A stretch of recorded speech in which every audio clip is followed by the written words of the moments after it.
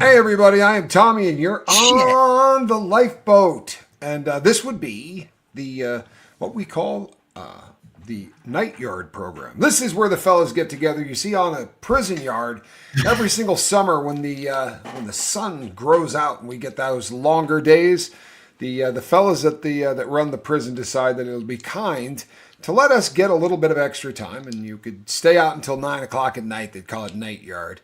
And actually, no joke, it's probably one of the coolest things that happens throughout the prison year, because you almost, like, if you stand in the right spot and you just kind of get your head straight up, you can almost not see anything that looks prison, and you might catch a little bit of star. Doesn't happen very often, but it's a pretty good time. How are you, fellas? Forgot to put the I'm good. I forgot to put the Nightyard intro in. It's all right, I guess. You should be thrown off of the boat, keel hauled, shot, stabbed, beaten, thrown from a moving car, and then what's that thing they did to him in disemboweled, like they did in Braveheart. But after that, we're good. No, I'm kidding. Good to have you here, though, bud. Russ. Thanks, man. How are you? You're muted, Bruss. I'm biding my time. I'm good. Just trying to get paid. Yeah. He was down there. Hey, he was like this. He was like, he's going through it. He almost looked like he was hard timing from here. I don't know. I was like, damn, boy, you put him in hard time, brother. A little hard timing. Well, yeah, you disemboweled his blow, man. Shit, what the fuck? No, I know. Russ, he said it. He said it straight out. He called it. He says, "I'm waiting on that. Waiting on that. Yeah, waiting on that cash. He's waiting. Yep. He's doing time. He's got a calendar. I think I'm on S time with it though. So yeah, I'm close to the house with it. I mean, they're telling me 6 to 8 short time. Yeah, short time. S time. Short time. When I was in the state joint, when a person would get close to the gate, but I was at one of those yards where no one was really doing any long time, so you were never really offending anybody. But when dudes would get short, they sold Taylors. You could buy Marlboro Reds at store and shit. And guys would cut their cigarettes in half. I get 5 cigarettes out of a Taylor. Right. No question. Or 6. Yeah, they would. They'd cut these things down. And you'd see them take out a pack of cigarettes, and it would be this tall. And they'd have their coffee cup, and they would have cut the top, so it was like this much coffee. You'd be like, dude, what's up with the coffee cup? Too short for a full cup of coffee, bro. I got enough time for it. They'd pull out their little cigarettes.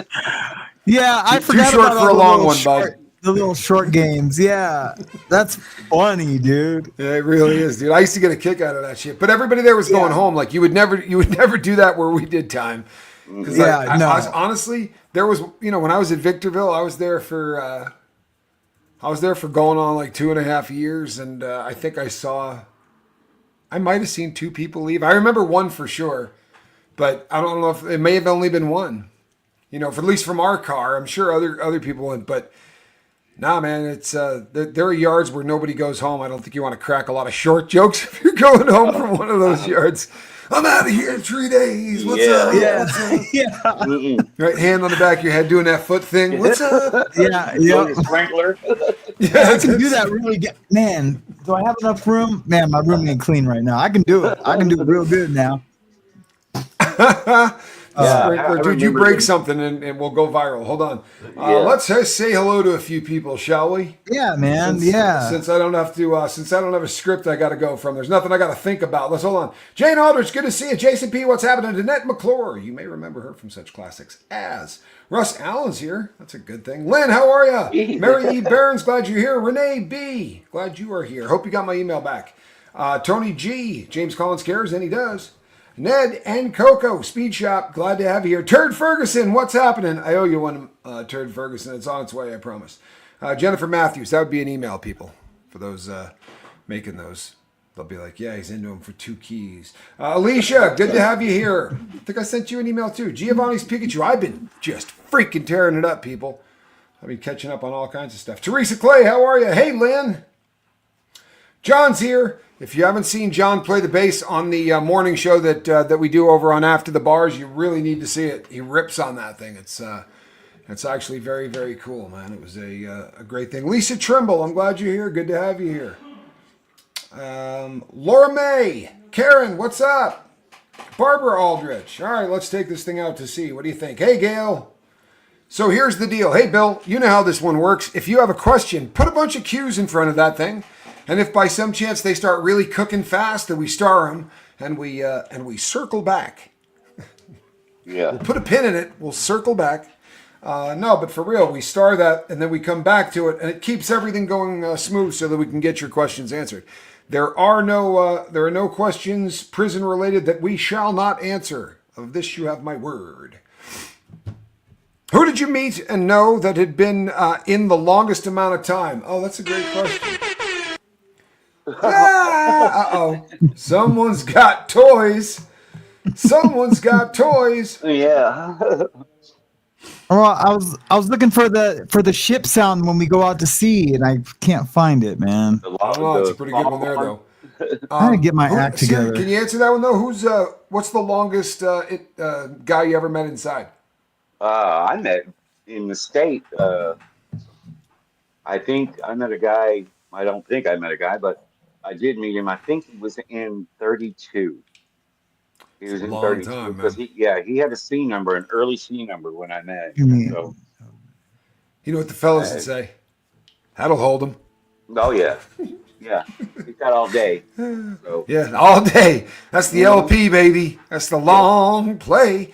So I knew a guy that while I was there at Terre Haute, he worked at Unicor, and he had 30 some odd years in at Unicor. He had been in for 40. And he dropped, right, coming out of his cell, grabbed his chest, dropped to the ground. They came over, put automatic external defibrillators on him, shocked his ass back from the dead, then went and put a defibrillator and pacemaker into him. And I was there when that gave out on him too, about a year and a half later. And he was pissed for that whole year and a half, man. He was salty. He was like, man, I was gone. To be honest, it felt good. I was happy to be out of there. And the next thing you know, I'm waking up in that, oh, shit. I'm still here. Honestly, I remember the time going, that's a cold piece, dude. That's not something you want to do to somebody. Yeah. Hey, glad to have you back. We'll put some equipment in it so you can give us some more time. We still got your bracelets. Right? Yeah, they ain't going nowhere. Sadly, I knew a bunch of people doing life, and I just, whatever phase you catch them in along the way, I was in with a lot of lifers at different times, You get to the FCIs, you don't run into a lot of them. And when you do, they're usually mellow fellas because they work their butt off to get down to that FCI, and they're not doing nothing to screw that up because FCIs are a lot nicer. Look at this. Well, this is pretty damn cool. So I knew a guy. He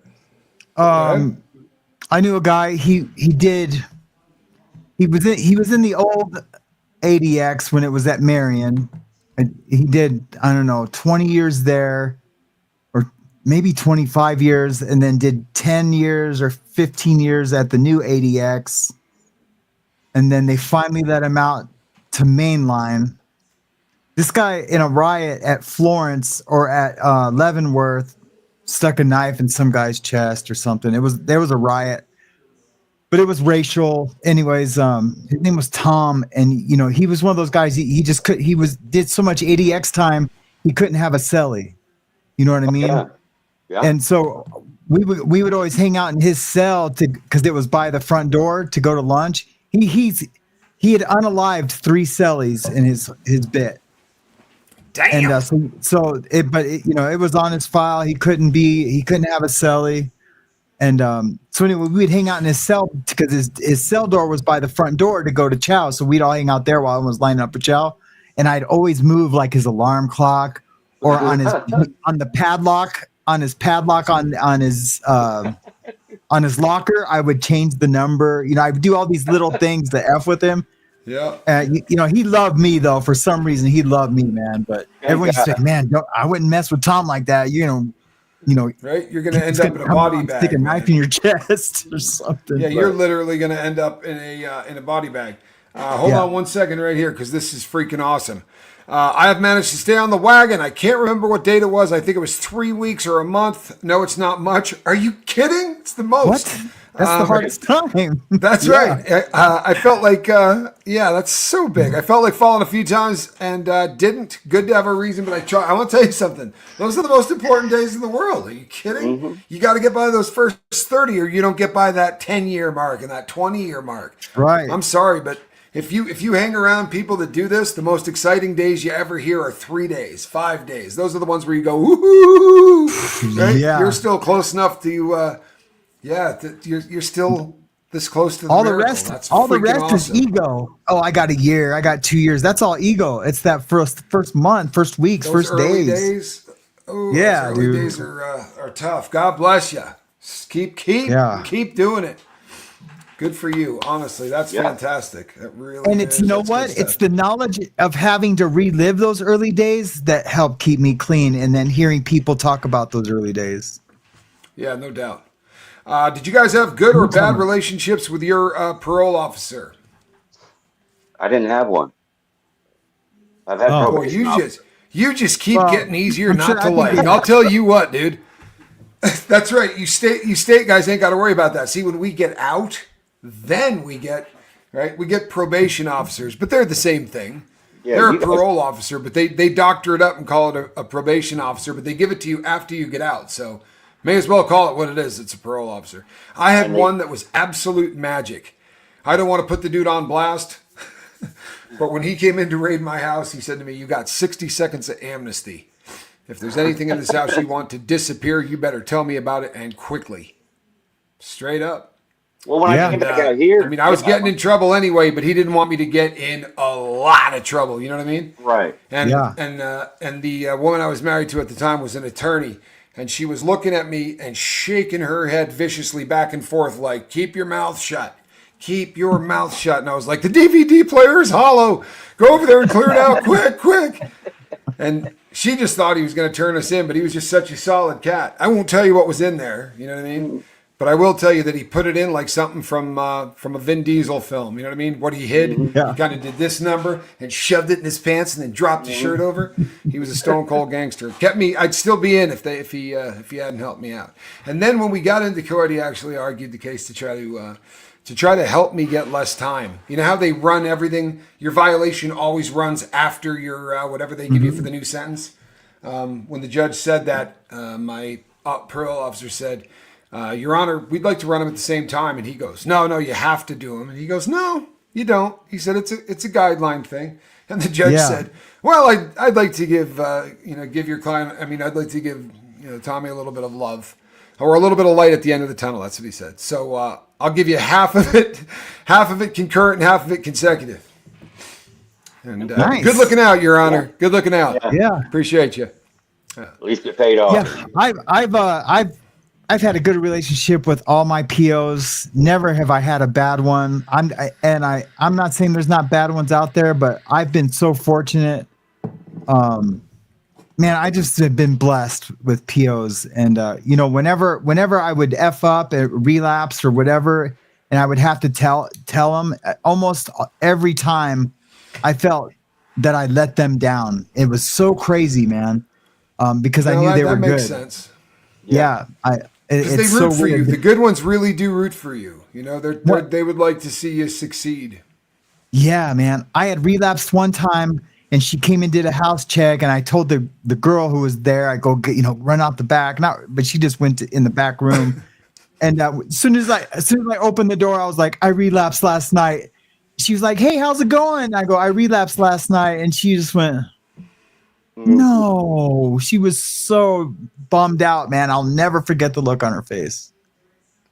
Yeah, Like you just kicked your butt. when they were raiding my house, he said to me, first thing he said when he walked in, he goes, "Man, I'm not taking any joy in this day." He's like, "This sucks," and because I'm a douche, you know what I mean? I was like, "Yeah, I'm thinking mine's a little worse than yours, Jocko." You're right. I was actually pretty nice to him about it, but I was definitely having a worse day. I had a parole officer out here. She was pretty cool. She told me when I got out, the first one's free. Okay. Of course, when I got out, and I had clavos, coming to me from California. So. What? Yeah. The first one's what? free. She goes, yeah. She goes, the first one's free. I said, good, because it'll melt the pea cup right in half. So the bottom will Yeah, drop out yeah. of it. How cool is that, though? That's a very cool, that's a very understanding officer. She was In real the cool. feds, it's a revolving door. Like, you can't believe how many times the guy gets on the bus, scores at the very first bus station that they stop at, gets all kinds of cranked up, and when he gets to the halfway house, they piss test him and send him straight back. It happens Yep. all the time. Yep. Yeah. She told It's happened to me. It's actually kind I of mean- funny in a sad way. Super sad. Yeah, I gave the halfway house a dirty off the bus because I was coming from Texas. I got high in Arizona with some chick who was bringing something from Arizona to wherever we were going, and I got high with her, and then I got paranoid right away. And then I got to the halfway house, tested dirty, and they didn't do anything. And then, man, I was out job searching. They came and locked me up, but they didn't send me back. But I had to see a DHO, and the DH, on like Zoom, and the DHO just said, "Well, I'm just going to make you do your sanction there at the halfway house." So the halfway house just put me in a little room that they brought my food to me for like a month. And, That's awesome. You had to Yeah. do the hole at the halfway house? yeah. That's freaking awesome. Yeah, That's it. You can't order DoorDash, brother. You're stuck in right. the or you were allowed to order DoorDash still. no, I couldn't do anything like that. That's pretty cold right there. That's cold. They I'd be in a got- closet under the Took my stairs. phone away. Yeah. Aw. You know what? You could laugh, but I'll tell you that the halfway house I was in, they were shoving people into little places under the stairway. I bet. Yeah. I mean, they were shoehorning fools into that. When I walked in, I was like, how many people you got in here? She goes, 106. I was like, oh, what? I mean, this is in a house? Boy, you're packing them in, man. I mean, it was a big house. Full disclosure, Yeah. it was a really, really big house. But Yeah. here's what's crazy. My whole life, right? I'm ducking and dodging, trying to beat everywhere I went. If I was at a halfway house, if I was at a recovery center, I was always trying to figure out how to get around this. Because, they're going to be piss testing, and I'm trying to figure out what days of the week they're doing it, whatever. The entire time I was in that halfway house, they piss tested me once, only once. And I don't know whether they were just really good at what they did, because they caught people left and right, and they never, ever tested me. But I wasn't doing a damn thing, so it wasn't an issue. But they caught a lot of fools. I mean, they really did. This guy comes running into the laundry room, and he's like, "Hey, man, can you piss in a cup for me? I will pay you." I was like, "I'll piss in a cup for you for free, but have you taken one here yet? Because I don't think they're just going to hand you the cup and let you walk down here. I've taken one. They're not letting you do it like that, bro. You're going to have to drop trowel and do that thing. Can I piss for you? We weren't even the same skin color. Like, if you want me to go in there and fake it for you, I don't think that's going to work. We don't You look don't match alike. your ID. Of course they do. Yeah. Casper, do you know the tattoo artist Duda Lozano, a Brazilian guy who started the embroidered patch style tats? I do. Yep, I do. I've never talked to him or anything, but I absolutely know who he is. And those tattoos are amazing. People think they're real thread. He does like these cool little videos where he'll take some colored thread and a needle, like he's stitching it, and they look, like he's doing the last stitch, Yeah. And they're super cool photos and videos. Yeah. Some of the stuff these people are doing with tats is just ridiculous. Oh yeah. Yeah.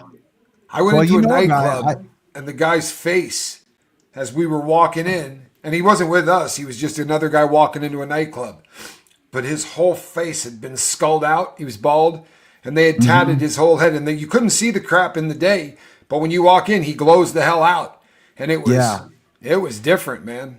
Yeah. It was different.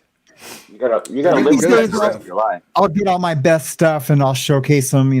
I've done some pretty amazing tattoos. I'm not just saying that. I really have.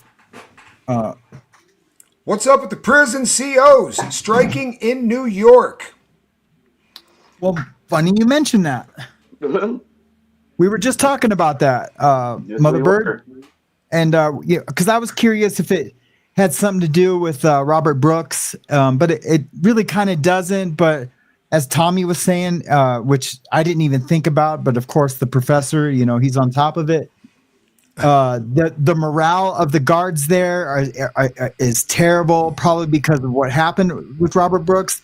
That all with everything else, the conditions, because you can't even be at a bar and someone asks you like, "Hey, what do you do?" and say, "Yeah," be proud to say, I'm a New York correctional officer, because they're looking at those 6 guys gave all the rest of the correctional officers an awful name. And you know what? There's probably a lot of good dudes that work in that system, and it's probably really tough for them right now. But what I'm reading right now, because I pulled some stuff up just before the live, and I was just trying to read something to maybe do a show on it this week on the Morning Mayhem. So, but Tommy had some cool things to say about it. That's for sure. Yeah. Everybody saw the body cam. So what happened with that is they tried to turn the body cam off. As more information is leaking out on this, they all turned their body cameras off. That's what happened. But those body cameras, even after you turn them off, there's a period of time that they record without sound. So all those guys, when they decided they were going to beat the crap out of this dude, they all kicked off their body cams. But those body cams take that into account, and for a period of time. So they didn't record everything. There's parts of it that are missing. But each guy, depending on when they turned it off. But as the sound's going off, it's because those fools tried to turn that stuff off so that they could. And it's bad for the morale of everybody else there, because people basically want to spit on COs now. And it is a really small number. This is crazy, though, because it's a pocket. When you see 10 or 13 effed up people in one spot. But their argument would be, and the union's argument would be, that if you take good guys and you force them to work, twice what they're supposed to, because there's not enough people there to cover all the shifts, so they're working so much overtime, it's just stupid. And, they get really stressed out, they get overworked, and then, it leads to a mentality where they hate the people that they're babysitting. And I've been in before, and I know both of these guys will say the same thing. If there happens to be a beef going on at the prison, right, because that crap happens, having nothing to do with inmates. Like if they're having a problem with the government, or they're having a problem with their paychecks or anything else, it sucks to be an inmate. Because you're the problem, right? They're blaming the fact that they're not getting paid on you. They're blaming the fact that, they can take all that crap out on the inmates. And they're being overworked and underpaid. And they're taking it out on men who are handcuffed. It's pretty effed up. Yep, sure is, man. Yeah, it's ugly, man. It really is. It's ugly. But I would imagine that in a lot of states, they'll shut this crap down. There are certain occupations that they get really dicey when people start to protest. If they got to call in the National Guard to babysit these people, then they will cut everybody loose and get salty. But normally you'll get the governor to step in and say, fix this, because it's super, super dangerous if you don't have people babysitting the fellas. It sounds crazy, because you would think to yourself, if you just kind of left them in their cell, you know what I mean? You could have one, a small group could guard the entire. But the truth is, if you just left them alone, it'd take about 5 or 6 hours for those boys to all bust out of their cells. The cells aren't what keeps you in it. It's that if you start trying to bust out, everybody's going to come running. Everybody in there, I promise you, could get out of that thing. They just yank that toilet off the pipe chase and start going that route. And it's happened. If you lock guys in, they can get out. Go ahead. Can I read something real quick? I'm just briefly reading this article on the New York prison guard situation. It says Halt Act, HALT Act, blamed for increased violence against prison guards. Many are blaming violence against prison guards on the state's Halt Act, which limits the use of solitary confinement for prisoners who are prone to violence. So they're not able to separate these dudes, put them in the shoe like they would in the feds forever if they want to, if it deemed, basically that's what ADX is. So that's probably a situation. And I'm not letting those cops off the hook, but they're probably dealing with all these dudes that are violent. That dude's maybe that dude's violent, or, to one of their friends, at least throw a couple. I'm sorry, Dino, but you could throw a couple of animals together in the shoe. It'll be interesting to see exactly what they mean by that, because a lot of times when they say putting people in solitary confinement, what they mean is to separate confinement, because solitary confinement is a very specific thing where you're alone in your cell. There's nobody else in there, and you really don't have any human contact except the fool that's bringing you your trays. And then 1 hour a day, you're outside and you can talk through a fence to the fella in the cage next to you, because that's what that 1 hour is just another prison cell, right? Except the walls aren't concrete. It's just a different prison cells outside. Same size as the one inside, but you go outside, get a little air. The Bull Run. You used to call The it Bull Run. That's right. It's lovely too, isn't it? Absolutely lovely. But if you start, this is another situation, just like I was talking about a minute ago. Perfect example. When they begin to start beefing or having problems that are within the administrative part of the prison, it's trickling down to the fellas. So if they can't use one of the weapons that they use against guys, because as I was saying over on Morning Mayhem when we were watching the beatdown on the video, when we were watching the Red Rom, right, on the video where they unalived this guy, as we're watching this thing, and it's one of the most depressing clips of film. If you've not seen it, big trigger warning. I don't want anybody to run over and check it out if it's going to be something that. I mean, we could show it, but we'll just we can direct people to where it's at. We don't need to show it. I had to shut it off because I was watching that. I was there, but I couldn't do it because I've been in that situation where, I've got 5 SIU guys around me asking me stuff, and then hitting me with a telephone book and other stuff that won't. Telephone books used to be real popular. I've been hit with a few telephone books. Yeah, when they used to make them, I always brought it to my door, but I've been hit with a couple of telephone books. I'd be lying if I said I'm sure they still would if they made them. Yeah. Yeah. Well, and tasers. You walk into a cell and see one there. But as I was saying, if the prison starts to do things, if the administration starts beefing, like if they say to them, "You're taking away one of their weapons," when you start seeing a guy beat up, my first thought is always, God, there's so many other things you could do to this dude to make his life hell without ever putting hands on him. I mean, there are structures. There are things you can do in there. You can put them in the shoe. You can put them on disciplinary segregation so they get nothing. Or you can put them on paper where they're in a cell. They don't have a radio. I mean, they got nothing. They're wearing a paper shirt, a paper pair of pants, and you can keep them there and keep kicking out investigations. You can make a guy's life miserable. You can do diesel therapy, and none of this is illegal. It might be a little rough on a cat, but you ain't beating them. What they did to this guy is just... You can almost, I'm not giving anybody an off. These guys need to spend the rest of their life in prison. They do. But taking guys and working them really, really long hours in situations that are not ideal, there's not enough people there. And now you're saying, and we're not putting anybody in solitary. The inmates start feeling emboldened if they feel like and I'm not picking on the ACLU. Yeah, I am. But I don't know that they had anything to do with this. But if the ACLU starts dismembering stuff, the inmates start strutting around.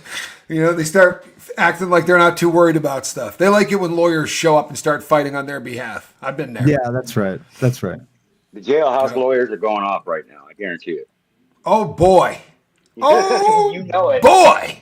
They're filing some paperwork right now. Mm-hmm. That's all they got to do. That is awesome. Yep. Yeah, the jailhouse lawyers are going sick.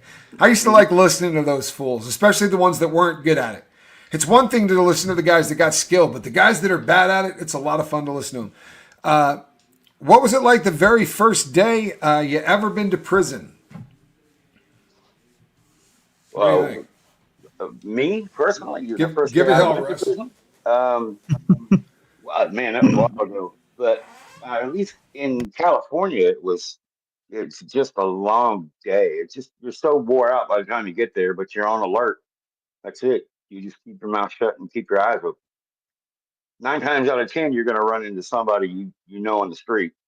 So once you do, it's all downhill from there. But like I said, when I first got to, well, we were in the hole at Chino. Then they send us over to West Yard. And of course, when I walk in there, there's there's my uncle. There's one of my uncles. So yeah, I mean, I got taken care of right away, and got schooled and got told, and this is who to look for. This is, this was my homeboy. This is his homeboy. Go talk to them if you run into them. It was just about learning.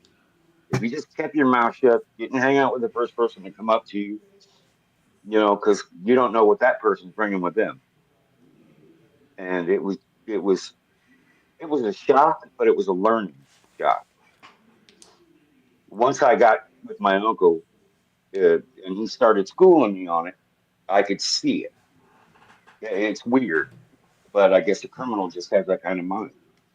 You just learn quick, because if you don't, you get hit. Yeah, no question. Mm-hmm. Casper, you remember your first one? I do, man. And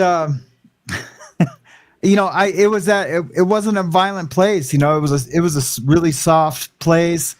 I was just really emotional. I just remember my first day there, and I got to the unit. I met the guys, and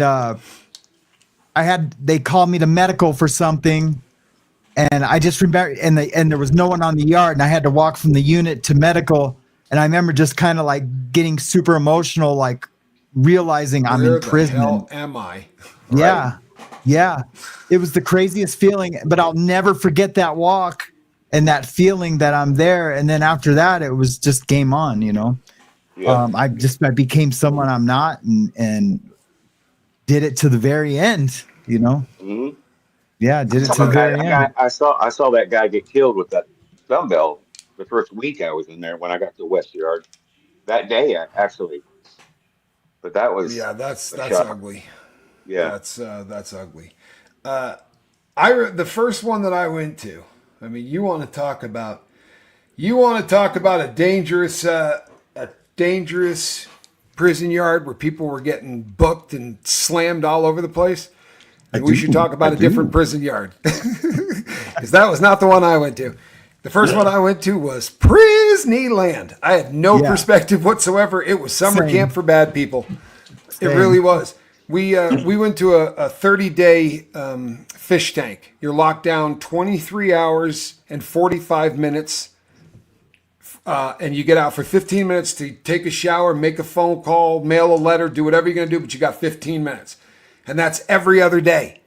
So the other days, and this is for a solid month. And more embarrassing and heinous things happened to me. This was long before the pre and all that. And when they walk you in the beginning, it's in a rotunda like this, one big, huge, round deal. And there's probably 250 cells, right, around the outside of this thing. And they strip you out in the middle of it. The whole crew. You just come in, everybody takes their clothes off, and they leave you standing there for a good 20 minutes while all of these weirdos catcall you. I mean, everybody yelling like just foulest stuff.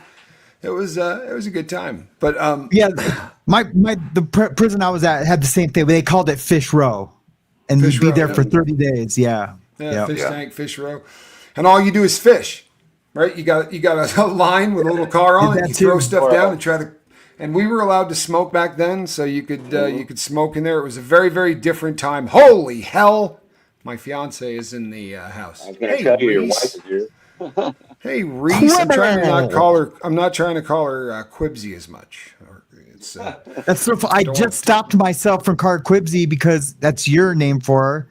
So I said, well, and someone else mentioned, they said, hey Tommy, can you call her anything else? And all of my really good names are just filthy, and I can't say them on YouTube. But I will say this: I never got that terrified feeling that everybody talks about. But my 1100th day in prison or some shit, when I got to Lewisburg, like all the things I had heard people describe about their first day in prison, it was game on. When they brought me to my unit, like, and we walked down this hallway and there's just water dripping.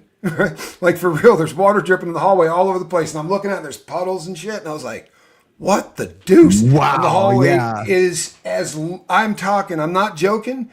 When you spun line, you needed about 240, 250 feet to go from one side of the tier to the other. It's almost a football field. It's ridiculous. Yeah. So at the end of it looks like it's this big as you're looking down the hall and it's just water dripping. I was like, I don't want to be here anymore. I've made a mistake. Yeah. And this criminal life thing has not worked out. I kind of want to be a banker. I tap out.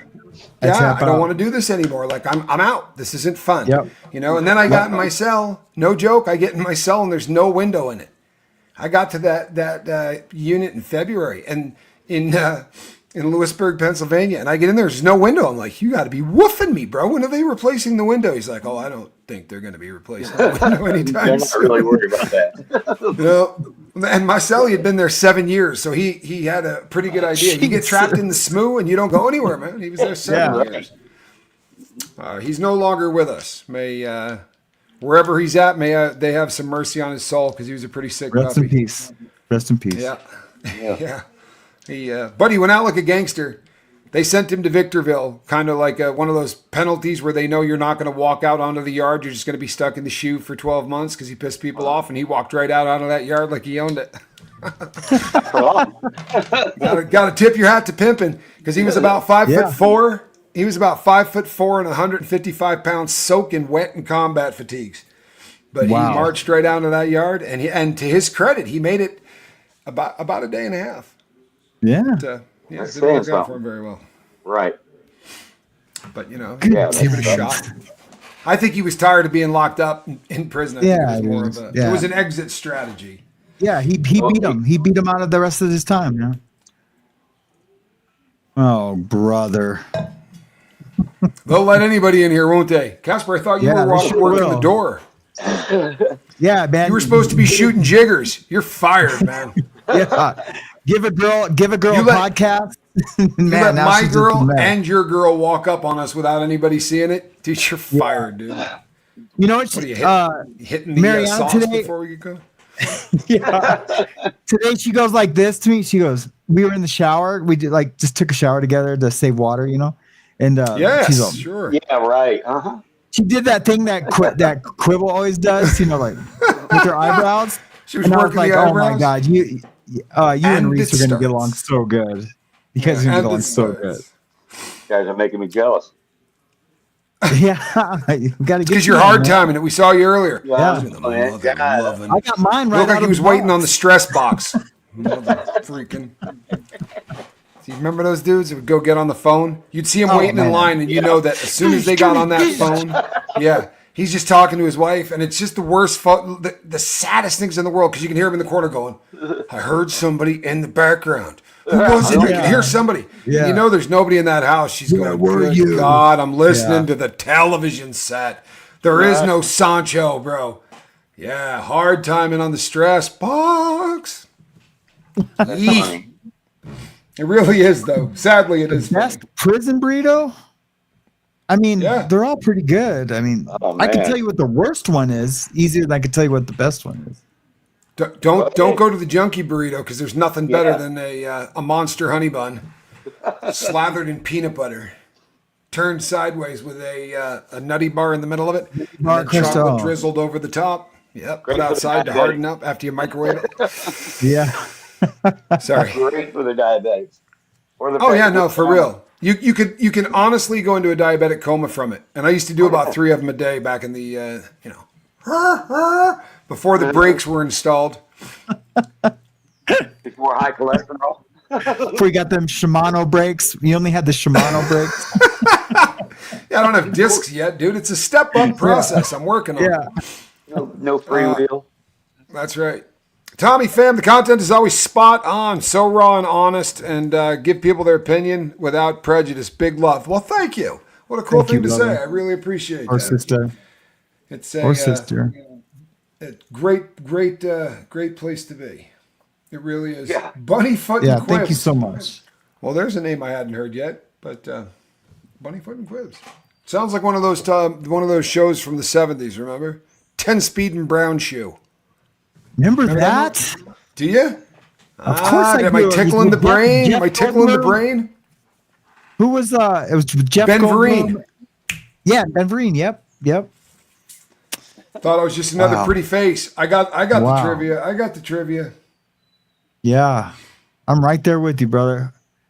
How about not Welcome Back, Kotter. We always talk about that, but Barney Miller, man, Barney Miller was good. Oh, boom, boom, boom, boom. Okay. Great bass. After, here's a question for you guys, and I know how it was for me. But when you got into jail, county or prison, did you have the rot gut? Or were you just eating everything, or were you sick, Tommy? Oh, I couldn't eat. Yeah, I you always, couldn't eat. I always went in there with the, with the skids. Somebody I give was me a always piece coming of off a anything? smack. Yeah. Somebody got a piece of candy. Didn't even need a how about toilet. when that goes away, you get that long gut. You know that Yeah. long gut where you can just eat and eat. And, Put your man. weight back on. Yeah. Oh yeah. About a month in, you get a tapeworm. You can't stop eating to save yourself. Like you can't Right. stop. Right. That's when you're always politicking to get a job so you can get extra food and all that. Kitchen, The boss who's yeah. pushing trays, man. I'm gonna get some Volunteer. extra food. An old Corturo, old school Mexican dude, man. He told me, man, he's like, I see you, Casper. You got that long gut, man. You always got a bowl of food in your hand. I was like, yeah. Until something hits, I'm gonna eat. Yeah. Yep. Marmelo says, I still watch Barney Miller almost daily. That is straight gangster. I love that. You know what? I know every episode. It's one of my favorite shows. My dad and I used to watch it religiously. Is when the Asian dude he gets high because someone brought in some brownies. Yeah. And eats the brownies. Dipping them into things, going mushy, mushy, mushy, into the coffee. mushy, mushy, mushy. I love that scene too. And Fish is so damn happy because he turns into Super Cop. He's like, the one day I feel fantastic. It's got to be illegal. He reminds me of Eeyore or somebody up of Winnie the Pooh. This old man chases me across 3 rooftops. He hops down and he's looking at everybody in there smiling. He's all hopped up on hash. Great script. Great script. The good old days. When you have your parole hearing, did you intuit the outcome? How long after the interview do they let you know what is happening? So did you guys have a feeling one way or the other if you were going to get it? Did you know you were going to get it or not get it for parole? I've only seen the board one time and I knew I was going to get it. It was in a state and I only knew because I seen all the dudes before me who, no one was getting flopped and dudes, it was their first board and they had, violent charges and mine were like soft. I knew I was going to get it. Nobody got hurt. I've only had one. Yeah, in the state, I only had the one and I didn't want it. Like everybody said to me, I was still strung out on dope, man. Like I wasn't going to pass any drug tests. I was still doing smack every single day. This place was Prisonland. You could order a pizza there. And I'm not even being funny. They had a place you could buy pizza. Right. This place was candy land. So for me, it was like, I didn't want to go back out and have a parole officer. So I went in, no joke. And they said, why should we believe you're going to be better this time? And I went, you can shove parole up your ass. I'm not even joking. It's exactly what I said. Like I tried to be the biggest jerk I could be. I said, I'm going to get a hooker and a bag of dope. Screw you. I was just such a jerk, right? Get out of here. Yeah, and my caseworker says to me, "Hey, in here, come on, let's go to Scoville." I go walking in. I'm like, he goes, "I need to talk to you about your parole hearing." And I went, I said, "Listen, man, I just didn't want it." He goes, "What do you mean?" And I go, "Well, the stuff I was saying, you know what I mean? I didn't mean any of the stuff, but I didn't want it." He was like, "Well, you got it." I'm like, "What?" He's like, "Yeah, you got paper." I was like, those dirty sons of... I mean, I was salty about it. I'm like, man, I literally told them I didn't want it. That's what it boils down to. They needed the bed, Yeah, but you know what I did? No joke, right? This old black guy says to me, he goes, how much time you got? I said, about 125 days. He goes, well, stall him. I go, how do you do that? He goes, put down the wrong address. And I go, man, I said, I couldn't fake an address. I go, but I couldn't even fake an address. I couldn't think of anybody's house I knew. And he's like, call somebody. So the first time I called this dude I knew from the hood, and I'm talking about, this is in the hood, bro. This old black Vietnam vet I knew. And I said to him, hey, man, I want to put you down as my parole house. And he goes, are you shitting me? He goes, man, he goes, you ain't gonna pass that. He's like, bro, you know what this is? He goes, we got bottles on the table. I said, perfect. And he goes, you trying to not get it? I said, yeah. He goes, oh, I got you. Yeah. So my first one, they called me in. They said, "Hey, we went out to see your boy. You cannot be there. That's not going to work. You need to put down another one." And I went in there, and I swear to you, I put down the governor's mansion. And then my my caseworker called me in, and he's like, "That's cute." He goes, "If they say you're violating, I can take your good time." And he's like, "Right now, that's 230 days." I was like, Oh, yeah. "Oh boy." So I Yeah. gave them the real address, but they never got a chance to get to it. I stalled long enough, and it ended up working cool. out, so I wouldn't. I've never, except this last time, because I was always doing dope, always. So it's like I had to, you try the Whizzinator, you get caught with that, and then you try the gallons of crap that you drink, right? Because I couldn't be sober. The only time I ever got through paper, and I got through it. It's crazy as hell. If you're a criminal, pay attention, because this is genius. But if you really want to get through it, you just got to not get high. Yeah. No, I mean it. That's it. Because everything else, like if you did anything else wrong, they're going to go, you're good. The only one they're really going to railroad you back for is if you're getting wasted or you're literally catching felonies. But like the petty shit, they're not going to give you crap for it. Yeah. My PO came over and said, he goes, "Nice watch." And I go, "Thanks." And he goes, "Is that a Rolex?" And I go, "Not a real one." And he goes, "Kind of looks like a real one." And I go, "It's not a big deal anyway." And he goes, "If you spend more than $500, I need to know about it. For any reason." And this was when I was married to the attorney, right? And she pulls in the Mercedes AMG, still got a paper tag on it. And he looked outside and he goes, "Oh, that effing better be in her name." I said, 100%, brother. I'm like, that's got nothing to do with me. But if you're passing your tests, they don't care. They don't care. It's simple as that. Stop doing dope. And everything kind of falls into place. I didn't get Life one happens. friggin' write-up. Yep. I didn't see the board at all. Mine was pulled way before that. Yeah, I that's didn't cool. even get a chance. Yeah, I got way too many write-ups, way too many shoe terms. I was on diesel therapy. No, Way too many packages from the street. Yeah. Broke my TV. My fan. Way too many amenities. Right. The only reason Russ has stayed out is because they did away with the continental breakfast. If they had kept that crap, he'd have stayed in there. Right? Well, they did that in the feds. Do you remember that stupid thing they used to do on Sundays? Is that the drinking memorial? Yeah, it's the drinking memorial. This is my buddy, man. He reminds me, man. He reminds me. They used to have a coffee. They used to have a coffee hour on Sunday. And the felons could all go down and they would have like just coffee, and no place ever really does it. It's in all the handbooks. But when I got to Sheradice, they do it every Sunday and they give out these cinnamon rolls. And they're on par. I swear to your wallet. They're on par with like Cinnabon. They're about this big. They're conservatively speaking 65,000 calories, right? These things will plug your arteries in seconds. And guys are like wheel and deal for them all week because they bake them in-house. So if you go, "Give me 2 of them," every guy will do it. Even if it's not your race, so you wheel and deal during the week for your 2 on the weekends. I didn't need them.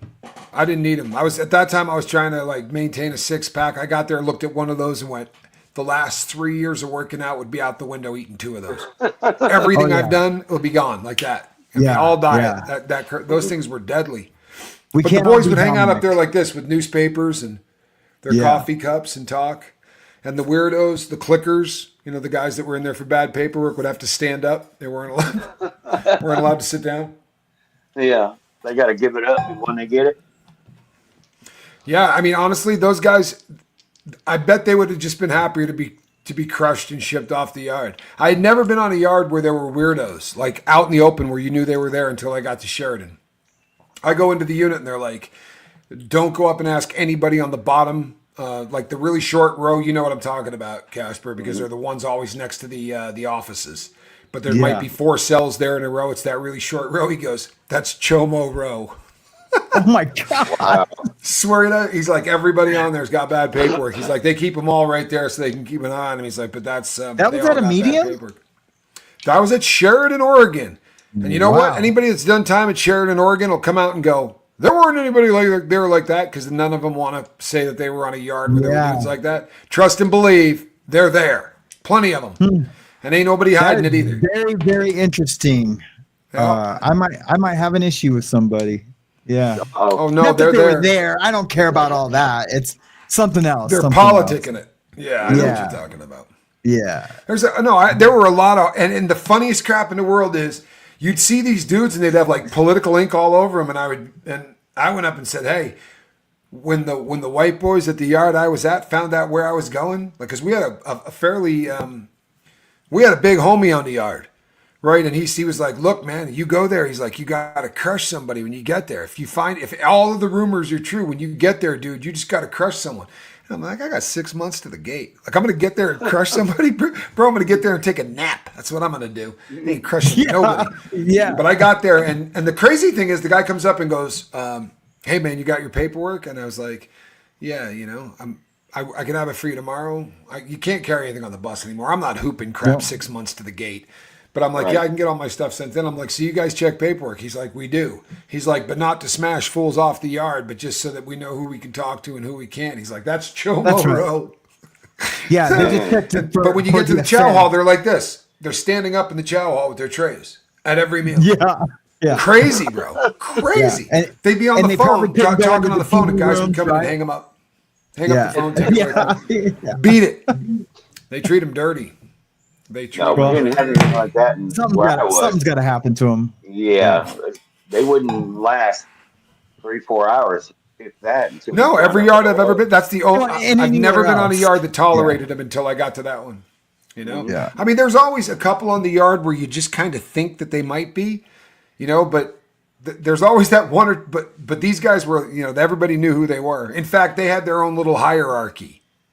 Mm-hmm. Right? There were the clickers and the touchers. The clickers are just the people that looked at images.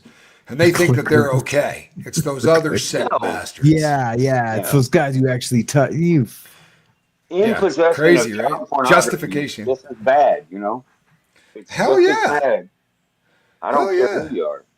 I mean, there's a couple that I dealt with personally that were on the yard that didn't. Did you ever get time in Leavenworth? I did. Yeah. Yeah, Casper. There you go. Oh yeah. Marmelo is asking, did any of you ever spend any time at Leavenworth? Oh, I'm sorry. I didn't see that. I thought you were asking me. I was like, yeah, I thought you knew that. I knew you did. Yeah, absolutely I did. And I was only there for a second, and I actually flew out of there. I was on a violation. So I think I was there 30 days. And It's too bad. It's a cool yard, I hear. no, it was super cool. The 30 days I was there, I enjoyed it. The cells were tiny though. Yeah. The kind of cells Big you ass want. wall around it too, right?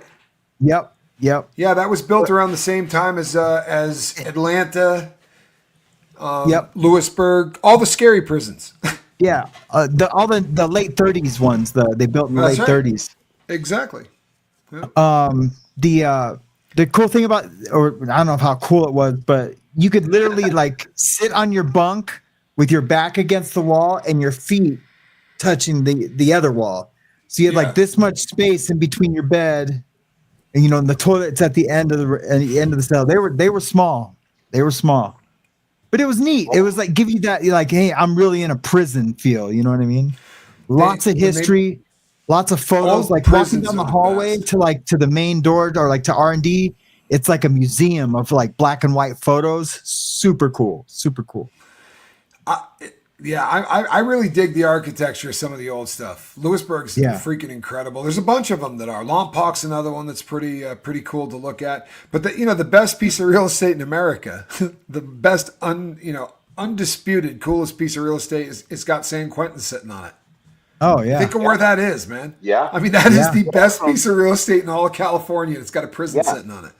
Yeah. Folsom is like that. Folsom is dug into. I mean, it's almost like they dug into the side of a mountain for the hole.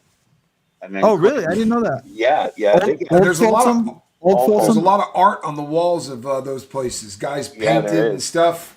Yeah. In Folsom, we had cells that had 2-inch bands. Like the grate instead of bars. We had the 2-inch flat bands on the doors. It was like a waffle. And those are insane. There's not much many left. I don't know if they still use them today, but back when I was in, they used those. Had your own lock. Yeah. You have your own lock, crazy, your own man. key. Yeah. You know what was cool? When they flew me out of there, I flew out of Kansas City. And man, it was the first time I had ever dealt with TSA. Really? Or maybe, yeah. So, I mean, since I had been to prison, yeah, first time I ever dealt with TSA, and I was like, they're like, take your shoes off, stand over there. I'm like, I just got out, so I'm just like, what the heck? Yeah, it was crazy. Panicking. Yeah. Yeah, that's I went through that for a while. Every single time I flew. I'm not joking. For a really long time, every single time I flew. But the last 2 or 3 times I went to bug tussle, I didn't get harassed. Maybe they've come to realize that I'm no longer the international man of mystery. Love these Nightyard vids. I hope this isn't weird to say, but Casper, you remind me so much of my dad before he passed. He spent a bunch of time in prison too, but you remind me so much of him. No, I don't think that's weird. No, that's an honor. I appreciate that. If hopefully it's not because you're old. It sounds like you really loved your dad. Hopefully it was a good experience. Yeah. I think it was more of you're a wicked old dude, but you take it any way you want. You know what I mean? We're not gonna. You look a little weathered, I think is. You're right. Yeah. No, but you know what? If we didn't razz each other, this wouldn't be a prison show. You should hear what they would have said if we were inside. I'm being kind as hell.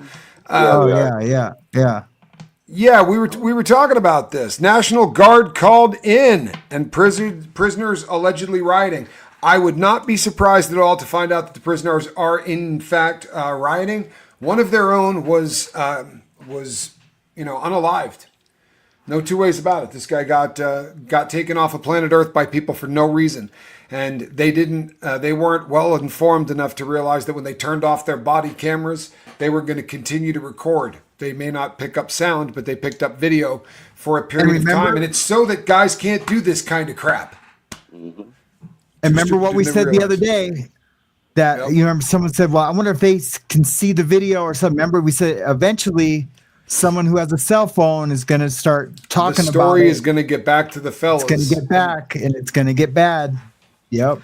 Yeah, I mean, I can if I were inside right now, keeping it real. Look, the mob mentality, the gang mentality. I can sit out here right now and say it's that's stupid and this and that. But when you're in there and you're in the middle of it, we went every single day for a month in the SMU. Every day, every guy on the range said, "You're not getting these trays. Come on in and get them."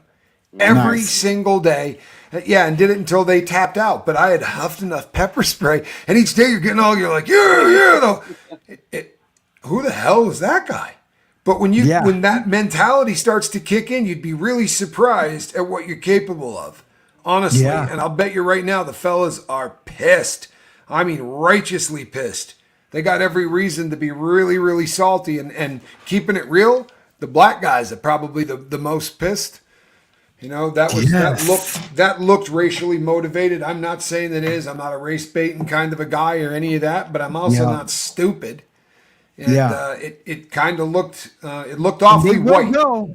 The brothers will go if it's something that they really think they need to stand on. Mm-hmm. Oh, I promise you. Yep. Vivian P says, the whole system is rigged on your behalf. Believe it or not, no one cares about you. No one. Friends, family, courts, doctors, counseling, etc. They don't care about you nor anyone else. I do. Just yeah. No, I mean it. For the longest time in my life, I did. I care about you.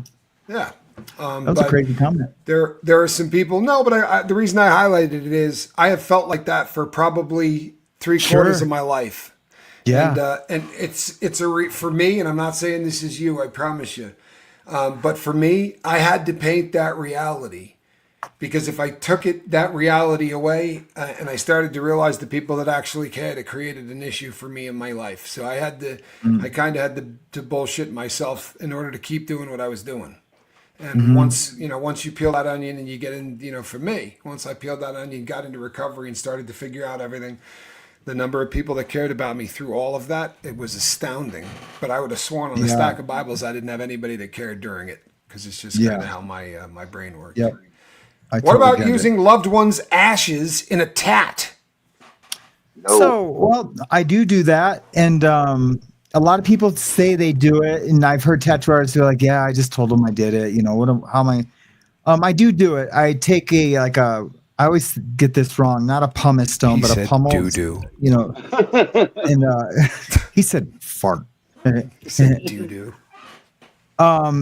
Did I say doo-doo? What I do? Yeah, that's cool, man. That's cool. I take the ashes and I crush them in like a stone, and I take witch hazel and I just try to get them as crushed as I can, and then I mix that into the ink. I add a little extra black pigment, and just so it attaches itself to the actual ash, so it's actually in there. Because those ashes, if you don't crush them up, will settle to the bottom of the ink thing, and you're not really getting them in. So you really have to crush them up, and that way I can say, yeah, your loved one's ashes are in that tattoo. Wow. I do. I mean, you could get sick from that too if people don't do it the right way. Yeah, there's a lot of things. Yep. Yeah. There's a lot. Aside from meeting all these guys, best memory from prison. You know, I talked about this yesterday, so I feel weird talking about it. So I feel weird talking about it again. But I had epiphany moments in prison. You know, I met a guy that had literally done twice as much dope as I did daily, and realizing that this guy got clean was one of those things where I was like, that can't be possible. I mean, you know. That means that I could have been doing that all of this time. It may sound really stupid, but I really did believe that I was differently far gone. Like everybody I knew that was addicted to this crap puked at least once in a while. Like the stuff would get them, and I never ever vomited. Like it just never happened to me. Guys OD'd, I never OD'd. I always just thought to myself, I'm different than everybody. I was built for this crap in a way that other people weren't, and I convinced myself of this crazy shit in my head.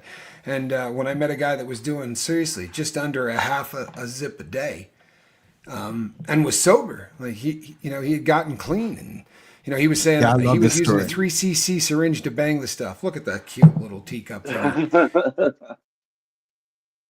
But the moments like that, and then there were some moments of where I would see humanity come out in ways that you just can't believe.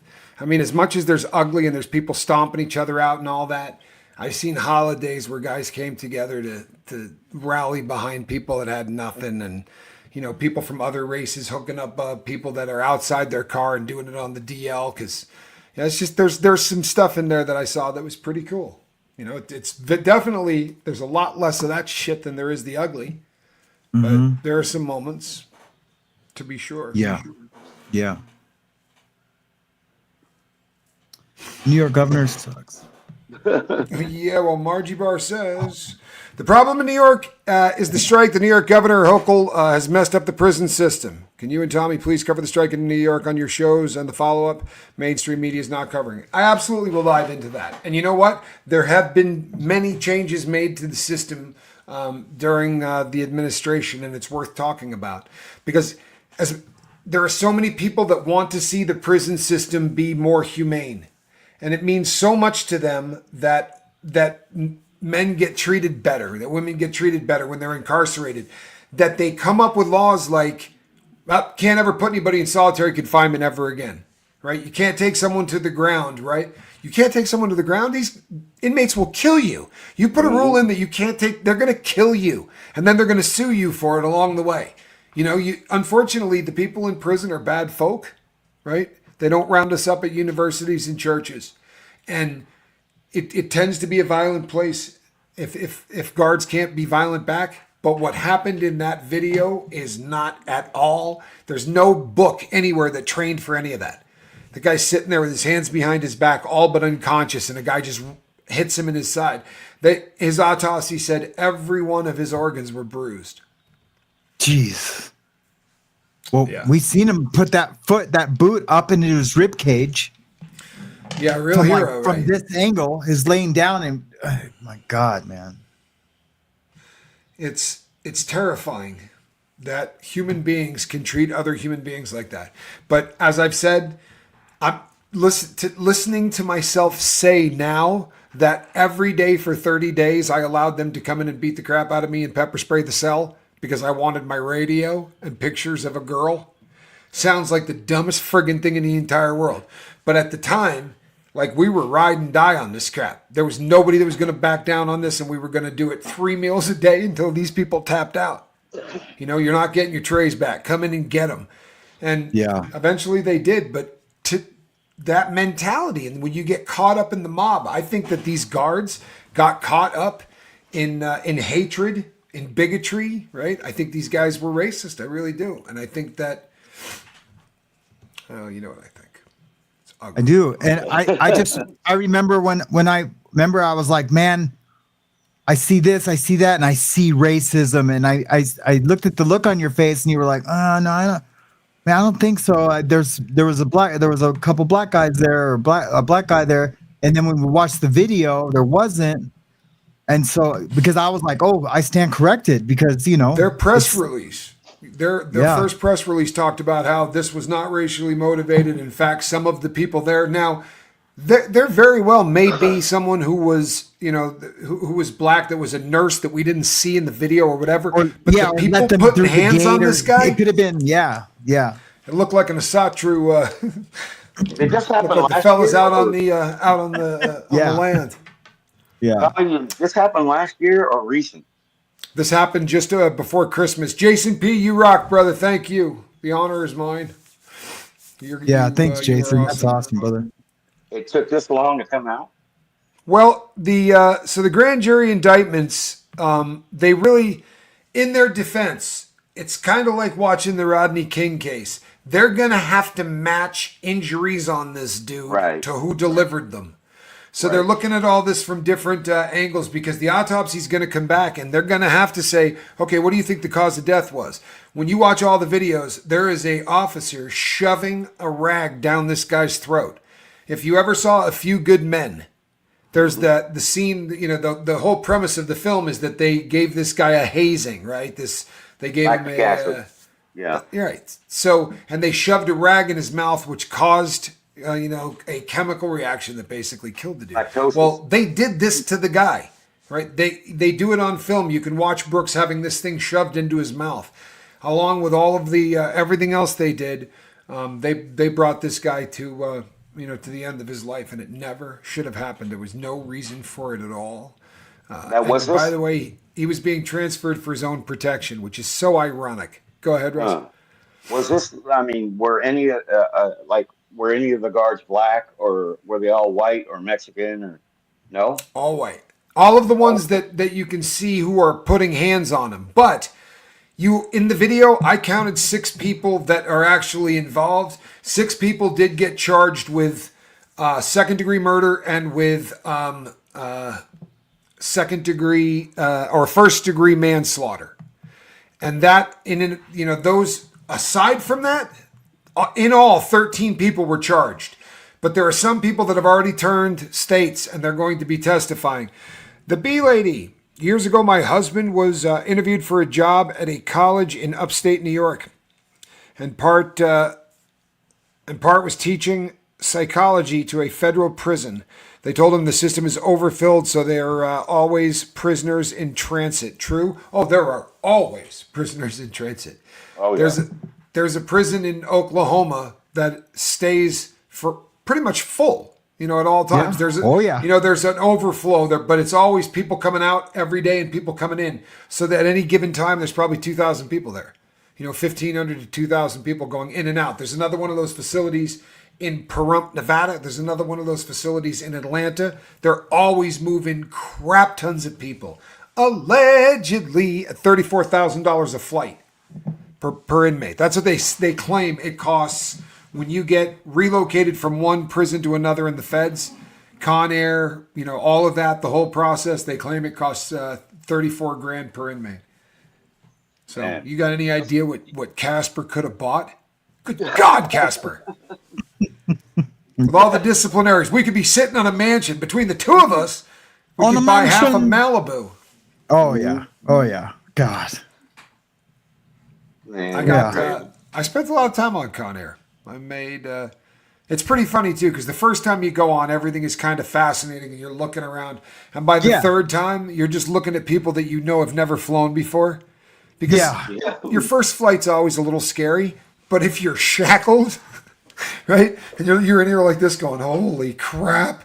Oh, that's always And I always think like, man, what if this plane does go down, but we're able to like, we don't get killed on the crash. And like everybody in there is thinking the same thing. Yeah. I'll be right back. Yeah. Right, every single person in that plane is having the same thought. And I know this because I have sat next to people who like I was homeboys with, and we've had this conversation. And maybe it's because we've all seen Conair, or we've seen, what was the other one? U.S. Marshals. Where the guy goes to ski, because that's actually way more like Conair than Conair is. Yes. U.S. Marshals is way more like way closer. Yeah. Except you're not bolted to the floor ever. They don't secure you to the floor of the plane. They don't have to. You couldn't go anywhere if you can't move your hands or your legs. You got about 8 to 10 inches of travel in that chain. Yeah. Although I always got the Frankenstein ones because my cankles are too big for regular.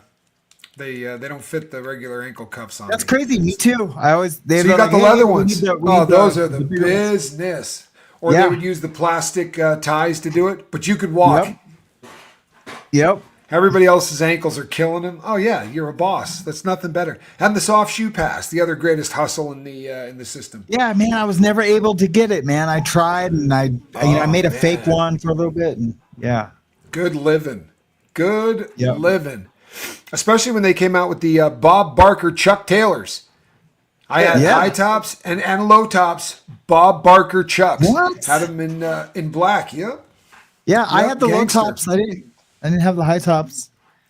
Yeah, they were the shoe to have, to be sure. I was the only one on the yard that had those, and then with Dickies and the way I dress, have my shit all buttoned up, I felt like I was on the street, man. What though? Casper looked like he was on the street on the yard. He did. He'd have the hat on. He'd have the collar up with the shirt buttoned all the way up. He'd have the socks pulled up. You'd be rocking it. The white tube socks all the way to your knee. Oh yeah. Yeah. Shorts cut down too. So the clam digger shorts with the socks pulled. Yeah, no, for real. He definitely had the look. Yep. I personally wasn't leaving the cell unless I was playing bocce. Yeah. I'm not gonna lie, I was doing a lot of chemicals on that yard. Just terrible ones. I'm embarrassed. I don't even want to talk about it. Yeah, don't talk about it. I'm embarrassed for you, brother. Yeah. Thank you. I appreciate that. That's a homeboy right there. Well, yeah. Right. No, but it was one of those times. It was. Yeah, it's I would have been huffing gasoline if it was the only thing on that yard. I mean, that's kind of where I was at that point in my life. You know what I mean? I was so uncomfortable in my own skin. I'm not kidding. Like I would hit yards and be like, "Hey, is anybody abusing anything?" You would get to Victorville, you get to a real legit ass yard. You do any substance you want, they're all there. I mean, literally everything. Yeah. But you'd get to yards like a Black Canyon or whatever, and you'd be like, hey, what's everybody doing to get high? Nothing. Can you get me some nutmeg from the kitchen? You know what I mean? Is there a kind of frog here we could lick? Like I was deep in the addiction, bro. I was doing something. Forget about it. I'm looking for the psych patients and going, what are you taking? I never shared my Percocet hustle with you there. I should have shared that with you, but I didn't. I didn't realize to do it. You had Percocet. No, here's the thing. I don't want to. Oh yeah. I don't want to put our fake Indian friend on blast, but you know who I'm talking about. I do. Well, I do. Once he was dubbed a legitimate Native American. Mm-hmm. Giggity. He became a millionaire. He's whitest man you ever seen in your life. Tons of facial hair, completely bald. Yeah. But anyway, he's a Native American and he got these fat ass paychecks. And once that happened, then he was actually getting real dope, but that was, that was right at the end of it. Things were great for about 35 days. And then, I screwed everything up, Yeah. I remember hitting him up towards the end there. Like, man, I know you're doing something. And he just, Oh, he was knee deep in it. Yeah. And he didn't care how much money he spent with him. So I couldn't really put the hard press on him. Thank you so much for the support. I really appreciate that. Robert Hall says, Tommy, was Lewisburg the worst prison you ever spent time at? Yes and no. To be honest, the nicest prison I ever spent time at was the worst prison I ever spent time at because when we went to the shoe, it was so disgusting. I mean, it really was just so gross. It's not to be believed. That was hard time. I mean, it wasn't so much when Casper was there. We were laughing a lot and screwing around. But once Casper was gone, making jump ropes. I had a like a string of lops, one right after the other. So now I'm in a cell where there's 3 guys in a 2-man cell. There was a couple of fights and there was cockroaches everywhere. Like, I was miserable. It was a tough place to do time. But I mean, Lewisburg was just bad because it was scary as shit. Like, you pull up and the whole prison is inside the fence. So the administrative building is not outside or anything like that. The fence goes around everything. So the cops, everybody, they're all locked inside that. It's a really bizarre setup.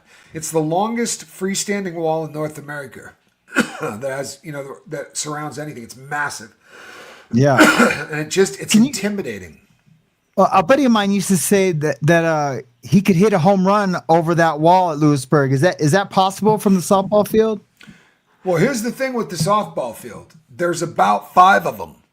Right. So it really they're big enough where, depending on which one you're at, a howitzer isn't going to get it over the fence, Right. But there are some of them where if you really get a hold of one, no. Yeah.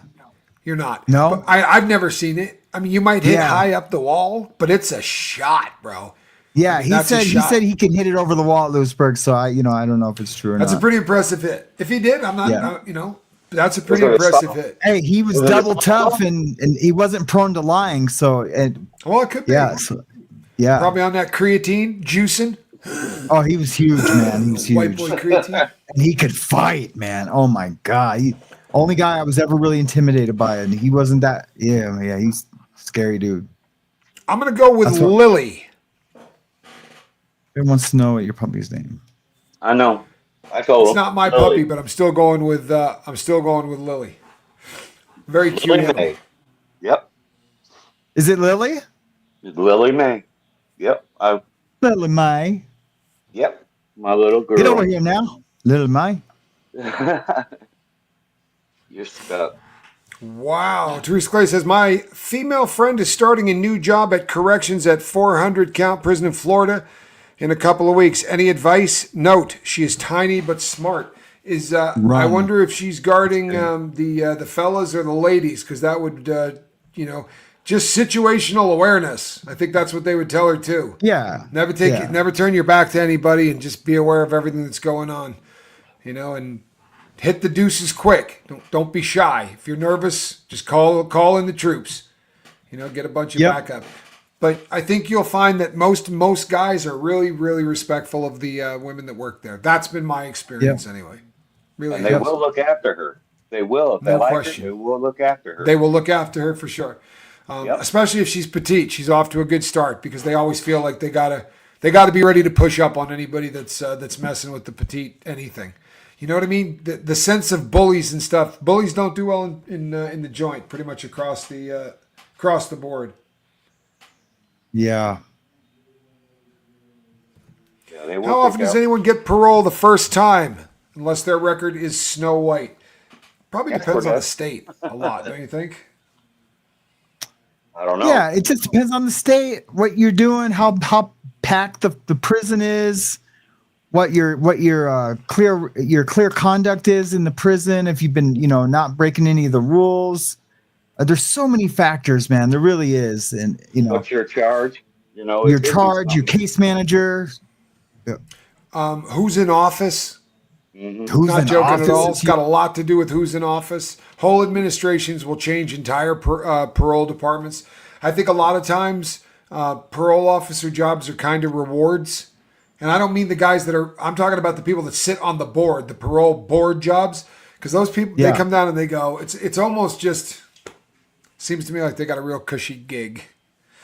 Yeah. But it depends on the state. Sometimes they're just forcing people out the door. Sometimes, like I remember, I've told this story, but I was in a county jail for a long time because I was facing a bunch of bank robberies. So I was going to be there for 16 months. And they used to call down to Unit 1 and say, what's the vacancy? Because that was going to determine whether they're ORing people back there or they're sending them back. it's not that this isn't justice. If we got any room back there, we'll send them back. But if we got no room, we'll just be kicking them out. It's crazy. Yeah. Really, really crazy. That's super crazy. But I don't, in the feds, they're not really paroling anybody. No, they parole you because they know they're going to get you on that paper. Right? Just to start it all over again. That's right. Come on vacation, leave on probation, come back on revocation, clean it up Utah. on. That's Utah right there, boy. Right? Yeah. I've heard Tommy talk in the past, but I wanted to know if Russ or Sam had seen anything supernatural inside. You guys ever see anything that freaked you out? Wow. That's a crazy question. There's being an old Folsom or going to the shoe there, because it's so old and all the bad things that happened there from the past. At night, you feel like you can, if you catch things the right way or the wrong way, whichever way you think about it, there's shadows that don't make sense. But other than that, no. I mean, I don't know if you'd call that supernatural or just something else. So I don't know. Yeah. So rather than answer this, I just talked about something that was semi supernatural the last 15 minutes of the last Morning Mayhem show. So I'm going to put a link to that episode in the chat. And if you get a chance, and this isn't me plugging it to get views or anything, but I literally talked about something that was supernatural that happened to me inside. So I'm going to do that right now. It's about the last 15 minutes of the show. There you go. I put it in the chat. Sweet. Yeah. It's worth a listen, and I think anyone that's seen it will agree. Yeah, on Casper's Caboose. That's the new. When you leave, Tommy, I'm doing an extra 15 minutes, and we're going to call it Casper's Caboose. Well, how about that? I like you weren't there for that. It's the perfect name. Yeah, Casper's ass in. Oh, here's a good one. I'll go a little out of order so that I won't just highlight it. Here we go. Oops, that's not the one. What percentage of your tats were done on the inside versus what percentage of your tats were done on the outside? 100% done behind the wall. Yeah. Well, I mean, how about you, Russ? That quarter sleeve I got, well, part of it was done inside. And I've got more on my chest that were done inside. Other than that, I would say 50-50 for me. So, my very first tattoo I got when I was a baby. I'm not kidding. I was a real youngster when I got my first tattoo. It was this concentration camp number. It was a long time ago. My very first tattoo I got a long time ago. But I got that at a tattoo shop. Like in the days before autoclave. I'm not even being funny. But the rest of them, no, I think I did 3 on the street and a crap load inside. A real crap load inside. And you know what's crazy? The ones I regret, I got the ones I regret most of those I got on the street, oddly enough. I have street tattoos, but they've been covered up by prison tattoos. There you go. Yeah. Still here, like a rash. 14 months. You know what, Krista Melinda? You're funny as hell. Love her. And thank you for your wrench work, because you're absolutely incredible with it. There's no that is a fact. That is an absolute fact. Pretty badass with a wrench, she is. Yes, she is. Yep. Dangerous. Did you ever ask any of your native brothers to sage your cells? No, I never did. I mean, I had plenty of them, on a level 3, but no, we never were cool like that. Casper? They were real close. Sorry. No, you're good. No, that's all right. So in the state here, there's a huge native population in the state here in Montana. They will sage and if you can go to the sweat lodge on Saturdays if you're invited, if you're not a native. And they would invite me all the time. And the first time, because I'm the tattoo artist, so and the first time they invited me to the sweat lodge, and I know this isn't the question, but I love this story. The guy who invited me spun a towel over my head like this, but I didn't know it. And basically what he did is he burnt the back of my ears. It's like an initiation thing, but literally burnt. The back of my ears were blistered from the heat of this, because it's like a fire with hot rocks in the middle, and and they pour water on it, and it's sweaty. Sauna. It's a sweat lodge. Yeah, it's a sauna. It's like a sauna, and man, it burnt the shit out of my ears. But yeah, they would do that. They would smudge. They would do it all, man. They would do it all. They had a pipe holder in each unit, and a feather carrier. There's all these cool things that they do.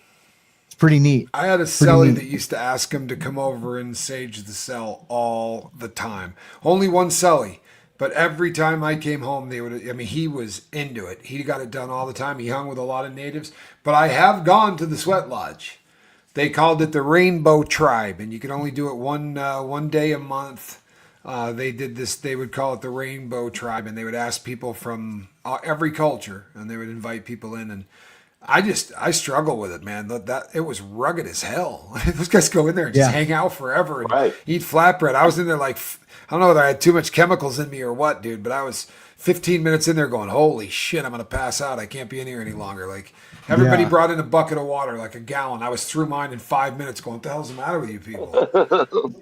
They go out and they build the structure right over the top of this thing, and then they lay blankets, just prison blankets, one over the top of it. Mm-hmm. And when I got in there, first of all, I'm claustrophobic like hell. When I got in there was like 40 people already inside. I'm like, this sucks. I don't want anyone between me and the door. Yeah. But you do rounds. They're very friendly with the white boys.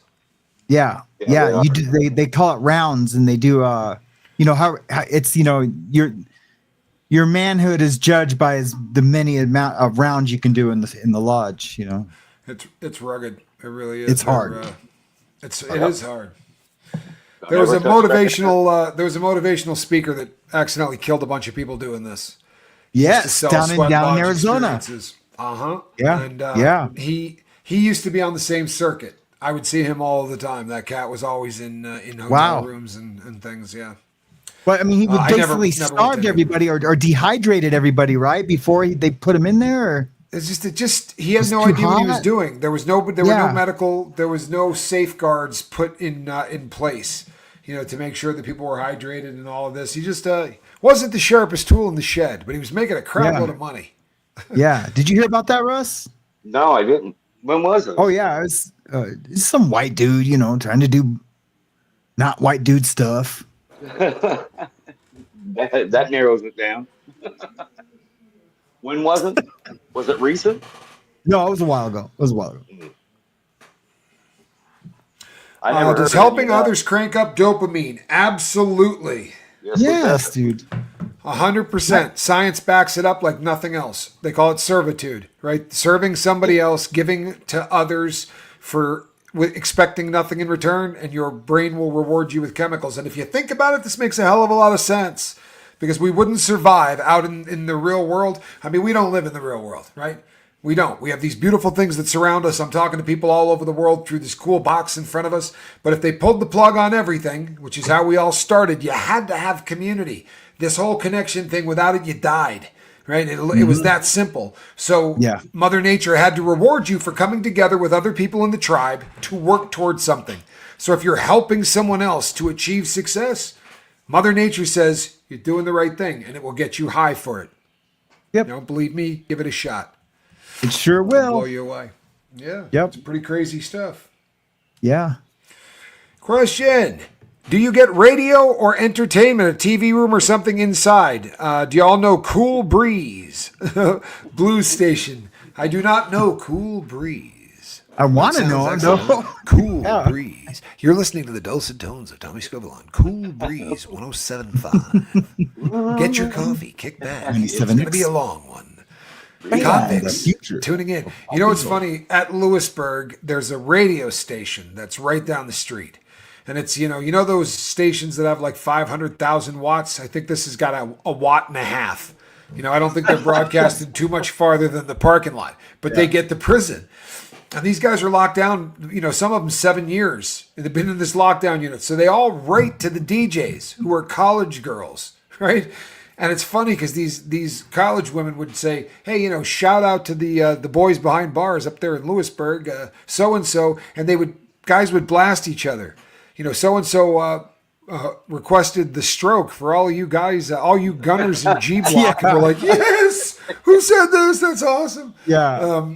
Yeah, it was pretty funny, but there were guys stabbing each other because the DJ kept shouting out one person's name in particular, and like my cellie was one of the guys that literally was going nuts about it. He's like, before that fool got here, she used to shout my name out all the time. He's like, I've been my name in like 3 weeks. I was like, dude, take a deep breath, bro.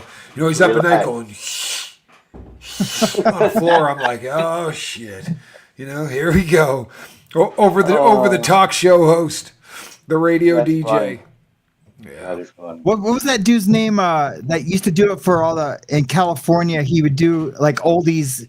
This is from Shy Girl to Casper. Oh, yeah. I know what you're talking about. Classics. I don't it's not Art LeBeau. Oh, it is Art LeBeau. Yeah, it is. Yeah, it's Art LeBeau. Yeah. What a trip. That's too funny. I never would have thought of that.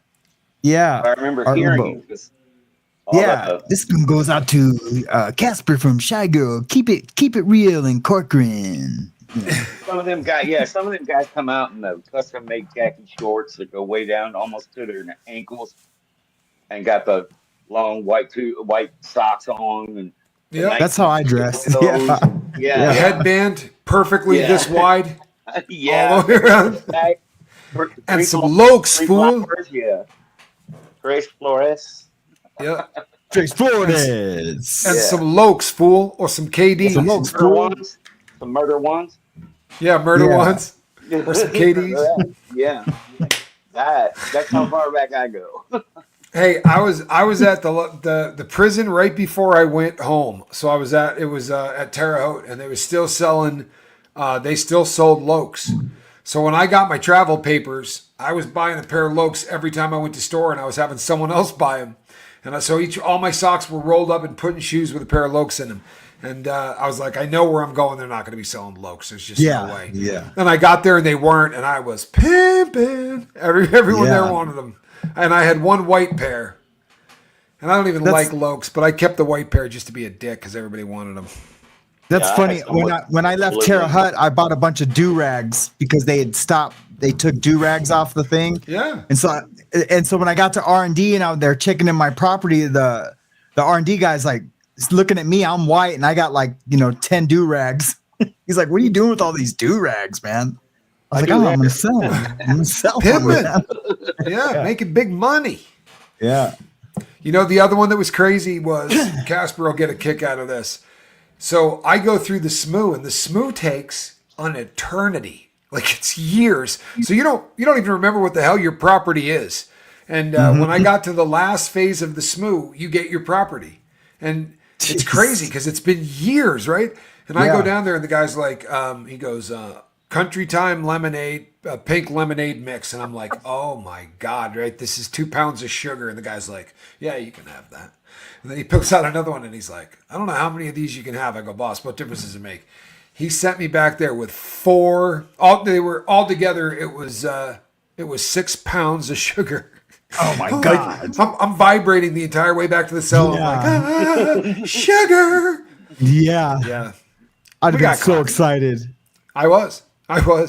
But every idiot in there, they're like everybody. They all started talking to each other. I told one white dude because I wanted to sell half of the sugar, so I dump off half of it all at once. And I got 3 pounds, and I just want to make a batch for me. Like I don't even want my cellie drinking with me. I just want a batch for me, and I'm making my batch. And this fool tells everybody. So the whole unit's like, I swear to you, I talked to like 20 guys who are like, I'm in on that bag of wine. What's his name's making? I'm like, what are y'all doing? Shots? You know what I mean? Like no one there is getting hammered. You're all just gonna go. Yeah, that would have been great if I had a cup of it. I bet that would have been fun. Right. Dude, I've been they ended there up so getting many caught times. because two guys, after promising it to the world, two guys got shit faced, and then everybody else told on them. In a unit full of gangsters, in a unit full of the toughest of the tough, they all ratted on everybody. Yeah. There's That's no sad. more gangsters, bro. I'm sorry, but There they're are, already man. gone. It's all fake, bro. It's all fake. Part of the Pepsi generation. The dulcet tones on Cool Breeze 107.5. Did you ever meet a man in prison that you knew or Shiger. believed was 100% innocent? Me. See that? I was wondering if one of the three of us was going to say, yeah, me. Me. I figured it had to be at least 33%, right? Well, you're right. Yeah. I was guilty. But Me too. yeah, I met someone that I would have bet the farm was innocent of the crime. I really do believe I met somebody that was innocent. I never have. I mean, I've had people that were in there for contempt of court because they wouldn't tell. But other than that, no, I've never. I met not a even got to Mormon talk dude to that was in there for insider trading, and even by their own admission, he didn't make any money insider trading. He didn't profit from it. He allegedly just was telling people secrets and inside. They just want to put this dude away because he knows exactly what happened on that whole Benghazi thing. I got wicked spun. I'll admit this. I got wicked spun, and I stayed up for almost the whole time I was in Oklahoma at the transfer center, listening to the guy's entire story. And I was taking notes and shit. Like I was writing stuff down because I'm like, when I get out, I'm looking you up because this just sounds ridiculous, and it is ridiculous. But I don't think he did anything wrong, and they broke him off. Like this is the kind of thing you get 10 years for. He got 27. Oh my gosh. 27 years for insider trading that he didn't get paid on. That's a rugged Jeez. sentence right there. Jeez, that's nuts, bro. But I met 4,000 or 5,000 people that swore on a stack of Bibles they were innocent. Of course. I crap you not. There's a lot of people still sticking to their guns. I used to love telling them. I'd go, "Oof, not me." I met a lot of double jeopardy guys, that they shouldn't have been charged again. I met a lot of those dudes that were in for unaliving someone, but through, selling them heroin. There was a lot of those dudes on the East Coast down south. Oh yeah. Like from Atlanta, the U.S. attorney must have just been cracking dudes off. If anyone OD'd at your house, you were hit. Yeah. Especially if they'd been watched. Yeah. Yep. Go ahead. They're not taking that crap anymore. It's because we've talked about this so many times on the lifeboat, but we're the United States of America, and we do a knee-jerk reaction better than any other country. So that's what we're doing right now. It's a big old knee-jerk reaction. So, me and Casper are hanging out. We're doing dope together, and he dies at my house. So now I'm going to be looking at 30 years. Well, the truth of the matter is the guy that drove off, who sold the dope, is the guy that you need to chase down. You know what I mean? The person he's with is just another dope fiend. Locking up dope fiends isn't going to put a dent in the war on drugs, I promise you. No. Nope. Yeah, I promise you. Have to go straight to the source. Yeah. I lived with a kid for a while at Terre Haute that he was in there for that, and the girl didn't die. She tried hard as hell to. I mean, she was in a coma for a long time and everything else, and she ended up pulling out after a really long time. But when she got her the medical records, he subpoenaed all that crap. She had like 4 milligrams of alprazolam, a Xanax, 4 milligrams in her body. So it's like he sells her some smack that she does. She didn't even bang it. She smoked it. But because she had this stuff on her, that's him. It's on him no matter what else she took. She had drinks. Like she was partying. And then she just put a little bitty bit of that brown on top, and that was the end of it. She went out, and it almost got her. But even though she didn't pass, he got 25. They just tossed that out like it was... Yeah, that's so crazy, man. And as the fellas would say, that'll hold them. That'll hold them. It's always been one of my favorites. Dude, they gave him 30. That'll hold them. It's always the old men, too. Yeah, Everybody else is always going, them. damn. But the old men never want to look like anything in there shocked them. Yeah. Hey, man, today in the chow hall, somebody cut off someone's head. Saw that once in 77. Yeah. Yeah. Pretty rough. Nothing shocks this old man. A lot of stuff happened in the 70s, man. Yeah. I got was pictures live. Yeah, I was in with a couple guys that were, more than a couple that were going through the 70s and 80s, some of the 90s. Yeah. It was live then. It was live. Yeah, it was. Yeah. It was real. Right around the time of the what was it called, the Mariana boat lift, when all those cats from Cuba came over here. They dumped all the Cuban prisons. Yep. Those guys all ended up in the feds, and it was a pretty wild time inside. I guess it was bad for everybody involved. You know, it just got really crazy. Libertad, libertad, libertad. Why do guys demand DNA tests for appeal when they know it's theirs? That's a great question, Jess. Great question. And this is an epidemic. These guys say, no, I want a DNA test, and they fight like hell in the courts to get it done. And then the DNA comes back and they go, yeah, no, it's you. It's you. Happens all the time. And the answer to the question is there's 38 little blots on a roulette wheel, right? Who the hell would put any money on 1 in 38? Oh, they're building casinos, right? This guy's got nothing to lose, Jess. He is out of every other option. So what they're hoping is that girl down at the lab, maybe she smokes weed. Or the guy that's working at the lab, maybe he's just not very good at what he does. Maybe they contaminate the, it gets confused with somebody else. This is their last shot. This is their Hail Mary. Why the hell not? I think desperation. I really do believe that. They're just they're hoping for, what else have you got to lose? Even if it's going to prove you're guilty, you got a shot that something happens. That's 1 in 900 million to 1. Why not? The thing I hate about that, dude, I would do it. I mean, I would do it. But what I hate about it is you're taking those, because those lawyers that do that, try to get people that are innocent out, they're overworked. They're usually doing it pro bono. You know what I mean? You know, Tommy, and you too, Russ. Those, and so you're taking away from someone that really could.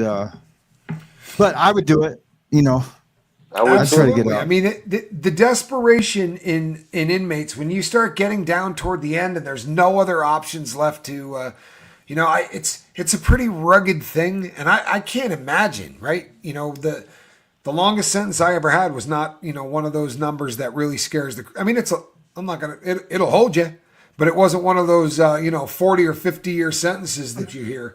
But when you see someone that comes to the realization of how much their life they just flushed down the toilet, it's a pretty rugged moment. I watched this poor black kid. I've told the story a lot, and it sounds funny, but it was awful. When you are leaving the jail, the Conair jail in Oklahoma, you get on this long ass wooden bench before you get brought onto the plane, and there'll be 200 people on the bench. They got them lined all the way up like sardines, and you're one against the other. And this really old black guy says to this youngster, he goes, "You just coming in, son?" He goes, "Yeah." He goes, "How much time did you get?" And he goes, "They gave me 25 years." And this old man goes, "25 years? God!" And he keeps saying it over and over again. "Man, I would hang myself. I would jump off the rack with a broom in my mouth. 25 years." And he just keeps doing it. And I'm like, "Hey, Pops, give the kid a break, man. He's going through it." And the kid's like rocking back and forth at this point. He's like, "Yeah, I don't know, man. I got 10 and I wanted to take myself off of planet Earth. 25 years. I'm like, "Hey, for real, I was getting bummed out. That's a lot of time for one kid." It's like 25 years. "Man, you ain't even been on the planet that long, have you?" I'm like, "Hey, Pops, let the kid go, man." That ain't right. Have you ever read Nick Yaris's book, Fear of 13? Mm-mm. Why do I know the name Nick Yaris? I know the name Nick Yaris. I don't know that. I must have heard of that book. That name does sound familiar. You know I'm what? gonna write it down though. If you could tell me what that book's about, I feel like I read it. I know the name Nick Yaris. What other books is Nick? If I didn't read that, I read something he did, because that name is. I definitely read things by that name. Oh man, The person was just released in Chicago. He writes on prosecution. And thank you for the support, Mindy. I'm sorry. Go ahead, Russ. He writes on prosecution, conviction, and exoneration, post-exoneration activities, lawsuits, and personal life, and all that stuff. He writes a bunch of stuff. He's definitely he did a lot of time. He spent years on death row. He was on Oh, death I know row. who. Yeah, I know Remember that exactly guy? who this is. Yeah, Yeah. I know exactly who this is. that's why he looked so familiar. Yeah. A person was just released here in Chicago after 27 years because new evidence says he was innocent. How or why would that take 27 years if the person was claiming innocence? No one could take notice. It's a great question, and the answer is kind of simple. It really is. The technology wasn't around when these people got convicted. Right. So the evidence shit goes onto the shelf. And then they have already exhausted their appeals. They get one shot. So their appeal system, they're already done. They appealed. So now there's this new technology that could vindicate them, but there's not even a legal remedy to get into court to get them to look at the DNA. Yeah. Because you have to have legal remedy. Like the guy that put his knee on Derek Chauvin, the guy that put his knee on Floyd's neck and killed him. He's in the federal system. He has exhausted his appeals, which means if 2 weeks from now they come out and go, hey, you know what? We were wrong. As it turns out, this guy had so much of this stuff in his system that he was dead one way or the other. And the new autopsy says that doesn't matter. That you don't have a mechanism to get it back into court. As crazy as that sounds, when his appeal got turned down, I did a show about this and I said, homeboy is done. It's so difficult to get them to say, all right, screw it, bring it back in. Normally you need to have had an effective counsel, or there has to be some other way to get the door open. Now you can get in. And yes, I mean, legally that you should be able to say, well, Your Honor, there's new evidence. But it isn't new evidence, is it? New technology allows them to, and they do X number of those cases annually. There's a budget to go through those, but the backlog's insane, and everybody screams they're innocent. Everybody. Yeah. You know? Yep. But it's pretty sad when that happens, isn't it? Man, it's the worst. I mean, part of you wants to go, thank God they're free, and the other part of you goes, 27 years, no life. Yeah. You took their life. You know, I mean, great, they get to die on the cool side of the gate, but you took their life, man. But if their family doesn't have money, I watched the thing on this black dude that got out after all these years. There was a documentary on Netflix or something, but his family didn't have money. Yeah, his sisters tried to take care of him, and he just and he had no Medicare, no insurance. So he when he got sick, he would have stayed alive longer had he stayed in prison. So there, it just, what do you want? It's either the quality of life or the whatever. I'd rather die free. Whatever I'm trying to say. Yeah. Are Robert Greene's books allowed in California in the feds? They're allowed in the feds. Yes. There are very few books that are restricted in the feds. Very, very few. If they happen to be on the sovereign citizen movement, they are banned. And they got really weird about what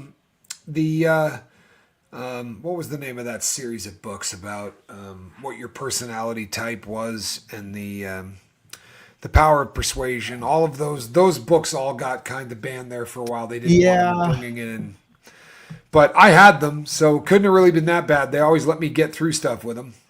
I can't think of the name of the book right now. It's got the cover that goes down like this, like a pyramid. Yeah. It's where you go in and you read, and it tells you what your personality type is. It's kind of the how to hustle people book is what they claim it is, but they don't. That's really not stricken. Yeah. No, nothing's stricken in California. You can get anything you want, except Playboy. Can you get to like the cookbook, anarchist cookbook? Like yeah. Right.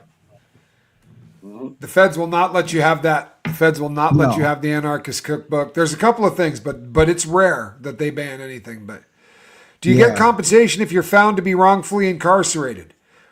It depends on how you choose to leave, as bad as this is. Because a lot of times what they'll say is they'll give you this like Alfred plea so that you're saying, they're not saying you're innocent, but they're just kind of going to let you out. And it makes it a little bit more difficult to sue.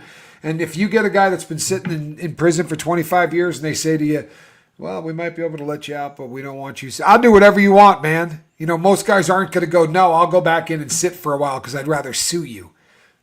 So sadly, a lot of times deals get cut where these guys don't get a lot of money, and that's awful. But I think we're getting better at it. As a country and as a penal system, we don't like to admit when we're wrong very often. But he said, Yeah, they don't like to say, "Yeah, we're wrong. Sorry about that," until they're forced to. And some Fact. states won't. Some states have a law where they won't pay out. They don't have that clause or whatever. So you're just out of luck.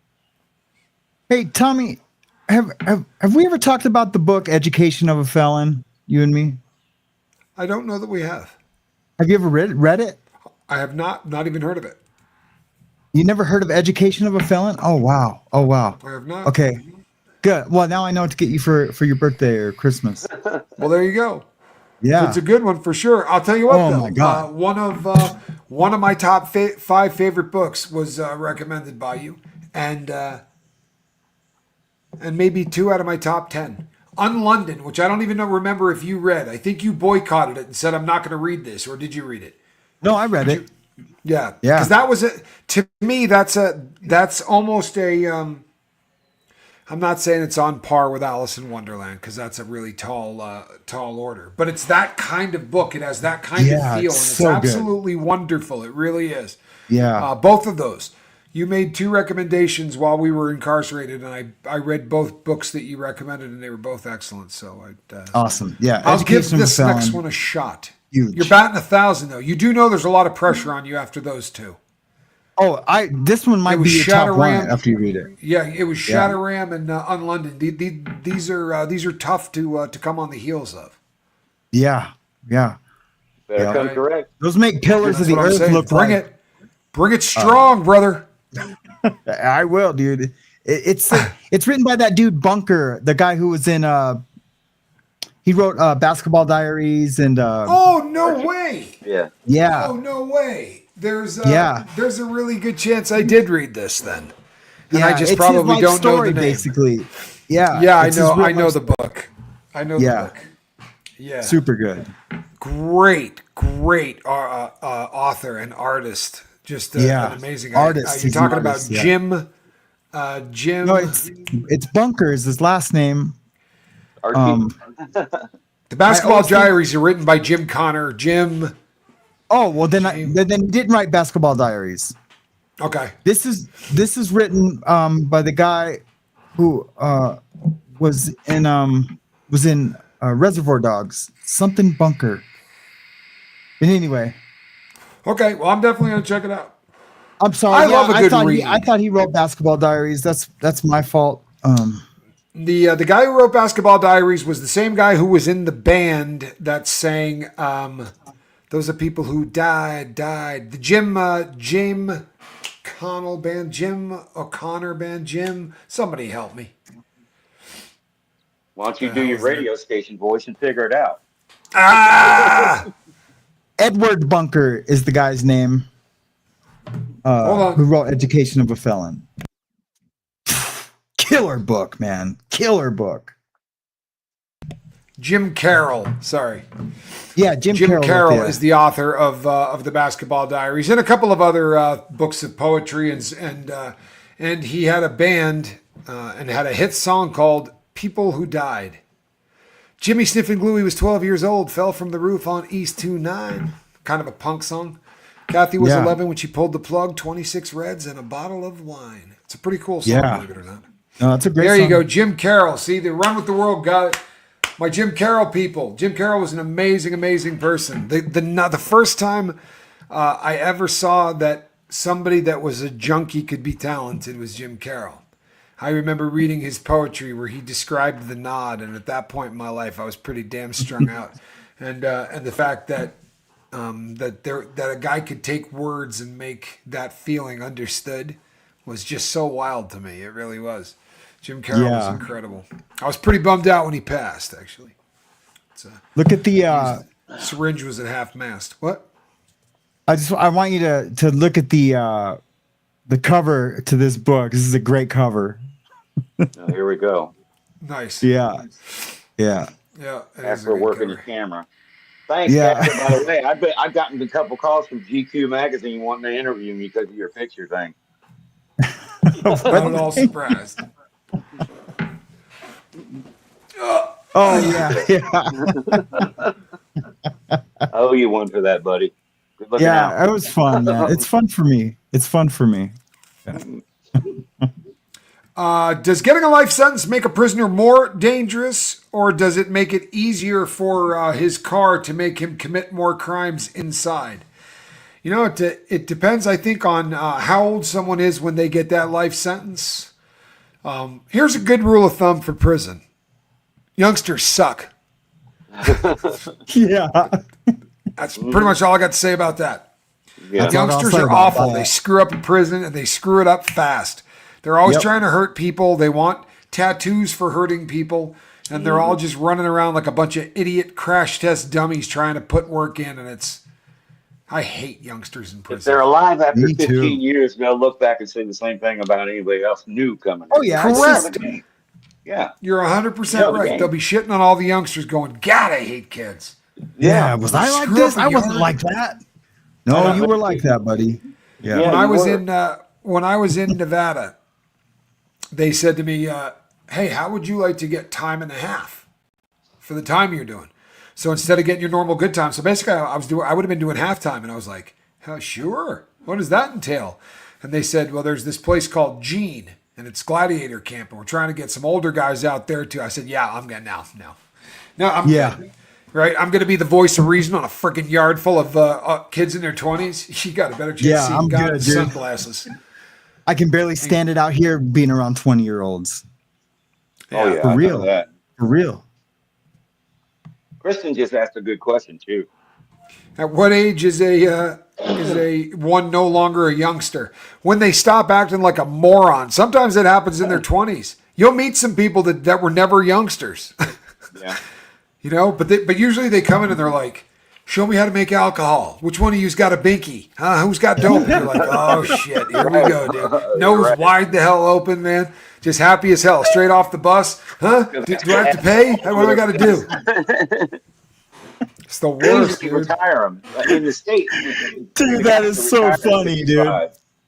You know I'm right, Yeah, bro. That's what it You know is. That's what you feel off them dudes, man. And the worst was I got to Victorville, and I swear to you, the whole bus ride, bro, the whole bus ride, like I'm trying to be a stand-up dude, and the whole bus ride I'm going, I'm not doing dope on this yard. Like, I'm not going to get into the game. I'm not going to get high. I'm not going to go find the boys that are doing dope. Like, for real, rocking back and forth, bro. I'm not going to do it. I'm not going to do it. And I get in and I meet the head of SIS, Santana, in case you're watching. And I get in there and he goes, ooh, looking at your file, you do a bunch of dope, don't you? Son of a bitch. You know, he's turning the pages and I'm like, yeah, but I'm not doing any of that here. I said, for Why real, is there a man, bag in there? I ain't doing any of that here. And he goes, oh, good. Because it's probably cheaper here than you were getting it on the street. I'm like, Yeah. and I'm looking at him and he's like, yeah, he goes, and he keeps turning the pages. He's like, oh, you were doing speedballs? Because there's blow all over this yard too. He's like, I mean, Yeah. for $150, you could probably get you a couple grams of each. And he's turning, I'm going like this. I'm sitting in the chair like, I'm sorry, boss. How long does this meeting take? Can you just kick me out to the yard? Because now my nose is this wide. And I'm like, paper. Yeah. let no breaks Tommy out. Yeah. Yeah. You got fresh track marks, all that good stuff. For real, bro. For real. It was just, yeah, I couldn't believe it. When I finally left the building, I'm like, I'm pretty sure he was trying to get me fired up. Like, you know what I mean? He was getting me cranked up. Maybe he's in business with the dope dealers here, but this fool had me ready to go. By the time I walked through that door, I was like, so apparently there's every pill I could ever want. There's tar, there's this. And then I got in the unit and I said to a guy, I go, hey man, what's a gram going for in here? And he goes, $100. I was like, it's $100 a gram in here? It's like 120 on the street, man. And I'm like, what are they, yard grams? And he goes, the hell's a yard gram? I'm like, well, youngster, most people take a real one and cut it in half. He's like, no, it's a gram. And they really were. They were $100 a piece. So it was just all bad, all bad. So bright. California, man. Yeah. Yeah. It was just, youngsters all over the place too. In fact, the one that stabbed me and got me out of that, as far as it goes, like everybody will badmouth the hell out of Victorville, but if you had a habit, like there was not a different prison to be at. If you had a habit, that was the prison to be at, because it was just, not only did everybody have it, but you have a vision of being on the street where somebody goes, all right, man, give me your money. And they take your cash, and inside they just go, oh, what, you want something? Yeah, no, come here. Right? And then they take out the book that never forgets, and they go, you know where this puts you at, don't you? Yeah, don't say it out loud, for fuck's sake. Don't say it out loud. I know where I'm at, man, you know? Hey, the dudes are walking up to you, like getting in their belt, you know, their little elastic, you know. Hey, you get high? You get high? They just want to give it to you. Fresh off the bus. Yeah. And if you say to them, "Oh no, listen, dude, I don't have money on my books. I don't have people." Oh no, no trip, dude. What's July 4th? Get it to me on Christmas. What do you want? 4 grams? Well, it's crazy. Shit, I thought I needed money. Make it 7. Yeah. Oh. Yeah, dude. You're not going to walk out of there. You're just going to go off yourself. What's crazy is none of that's an exaggeration. No, I'm not exaggerating in the slightest. It's exactly not how it even was. a little bit. Yeah. Yeah. And at that same yard, I go to get my clothing. Day one, you got to go in and get your clothing. And the woman who's running it, it's a black lady. She's the cop. And she's like this. Mouth wide the hell open. I mean, out. Like, this woman is gone. I'm like, what the deuce? And the guy says to me, he goes, hey, puts a blade, right? Puts a friendly, big silver number, puts it between the pants. He's like, don't go to the yard without that. And once again, I was like, oh, you know what? There was dope everywhere. It sounded so good. Now I'm carrying a blade. This place sucks. But I didn't actually have to carry that blade. I mean, it sounded good, but I never, ever took that thing out of the house. Nah. I didn't have any beef with anybody until the day I got stabbed. And I didn't even have beef with him. Yeah. Are prisoners who are mentally ill a common occurrence? I want to answer that. Guys that should be in a psych ward or a mental institution? Probably only about 40% of the population. Not more than that. Yeah. What do you think? Yeah, I'd say 30, 40%. Some yards more than others. You know, it depends on what kind of psych department they have at that institution. But it's bad. It's real bad. There's a lot of cuckoo people. And again, When no universities and no churches. They gather these people up in the worst of the places, and a lot of them, sadly, I think with solid mental health, a lot of these people probably never would have ended up in prison in the first place. You know, that's a sad reality of our system. Is there's a lot of people in there that are far more sick than they are evil. You know, I tell the story all the time, and I will do it until I'm no longer doing YouTube. But there's a story of a black guy that they executed down south, and it's a whole story of executions and why it shouldn't be legal to execute people. And the guy asked, you know, you could have a big list of all the things you want for your last meal, and one of them was a chocolate cake, and they got him a small one, and they found it under the bed hidden. And they were like, what are you doing? And he's like, I'm saving it for later. And like, this dude doesn't understand that when he goes down to that room to be executed, there's no later. If you don't understand what that means, then they probably shouldn't be executing you. That's you know right. what I mean? Like, that's cruel and unusual punishment. That doesn't make any kind of sense. And unfortunately, there's a lot of people who are just kind of Forrest Gumpy. You know, not necessarily mentally ill, but are just slow as hell. There are some people in there that are just, I don't know how to say this nicely, just dim-witted, you know? Yeah. Well, I don't even know if it's autistic, just not bright. There are some people that got in there because they couldn't come up with another way to make a living that wasn't illegal, sadly. I mean, you really meet some people in there that are that didn't have the advantages that a lot of us do. I mean, even from birth, of just being, you know, fairly normal. Yeah. Oh God, here's a question for both of you. Great. What are your feelings on K2 or Spice? Real quick, I never saw anybody on it back in the day when I was in there. Oh, geez. Real weed and all that. Well, let me take this one then. Yeah, that's a new So thing. I think it's evil. I think it's crazy.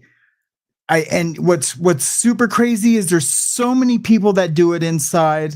It's an epidemic inside of the nth to the nth degree. You know what I mean? It's so bad. These dudes are just taking their clothes off and running out the yard to the door. I've seen that twice. White boys, both of them.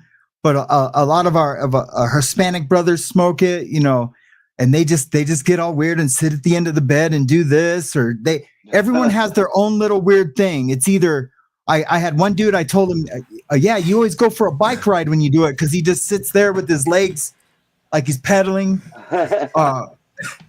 One guy, he would just go like this on his locker for, you know, a half hour. My favorites are the ones that lock up. Yeah. I seen one dude dive on the ground and he was like swimming on the cement. I've seen it all with spice. I've done it one time and I got under my cover with my knife and I just laid there till it went off. Till it wore off. Yeah, I was at Victorville. It's addictive. And, highly addictive. Yeah, highly addictive. The shot caller says to me, he lived right next door to me. He was a Mexican fellow of the southern part of the state, and he had the yard. But I went over every morning to get high. It was just what I did every morning. He got his dope for free because he was the shot caller, and we would just get wasted, you know. And I went over, and he's like, "Man, the guy hasn't passed it yet. You know, he's got a bunch of balloons inside him." And he's like, "We're just waiting for it to pass." And I'm like, "I don't feel good, bro." And he goes, "Yeah, we're all going to smoke a little tune, a little K2." And I'm like, I don't know, bro. And he's like, "Well, it'll keep you from feeling dope sick until the stuff gets here." I said, "For sure?" He goes, "For sure." And this was a rare unit that they've got at Victorville. It's actually a 3-man cell. Each unit has one of them, and they're big as crap. And they don't put 3 guys in it anymore. They did away with that. So one of the bunks is just a couch. It's the coolest cell in the world. That's cool. I'm in there sitting on the couch with a couple of other fellas, and there's a few dudes sitting on. So there's probably 7 guys in there, and they light this joint. And when it gets to me and I hit this thing, they keep telling me, "Yeah, it's like weed. You know, hey, it's like weed. It's nothing like weed, man." So I hit this thing, and I'm like, and right about there, I'm not exaggerating. Like I go, and I knew I was in deep shit. Like I made an error, you know. It was that PCP kind of buzz, where the second you hit it, you're like, "Oh no!" Right? It just comes out, and and no joke, big ass, huge gangbangers, right? Of white guys and Southerners, all of these gangbangers sitting in there in a circle, and everybody went around in circles like it was the talking stick, like it was your turn, rocking back and forth, going, "Man, I ain't having fun, dude." And the next guy going, "This shit ain't no joke, man." And the next dude going, "How long is this gonna last, man?" No joke. Yeah. Yes. This ain't no joke. And it would go around in circles, one after another. And it got to me, I'm like, "Why did you guys get me to do this?" You know? And everybody just took their turn. It was miserable, bro. Boxers. Yeah. Miserable, bro. Miserable. And when it was done, this is the craziest shit. There's like 7 of us. It gets to the end. And the shot caller, like, he's a dope fiend. I know this guy. Like, he and I do dope every day. And when we got to the end of it, the guy was like, "Yeah, man." He goes, "Is dude past that shit yet?" He's like, "Because I'm going to twist up another one of these." And I was like, you know, like I was terrified. Like, "You're going to do that again on purpose?" I thought this was an experiment. It didn't go well. Yeah. You're going to do it again? But my friend, dude, we called him G, and there's Goofy. But Goofy said to me, he's like, "Bro, I ain't doing that shit again, man." He's like, "I'm never doing that stuff again." And I was like, "I'm with you." 3 weeks later, you know, they were same thing, waiting for a guy to pass stuff or waiting for a guy to come back to visit, you know.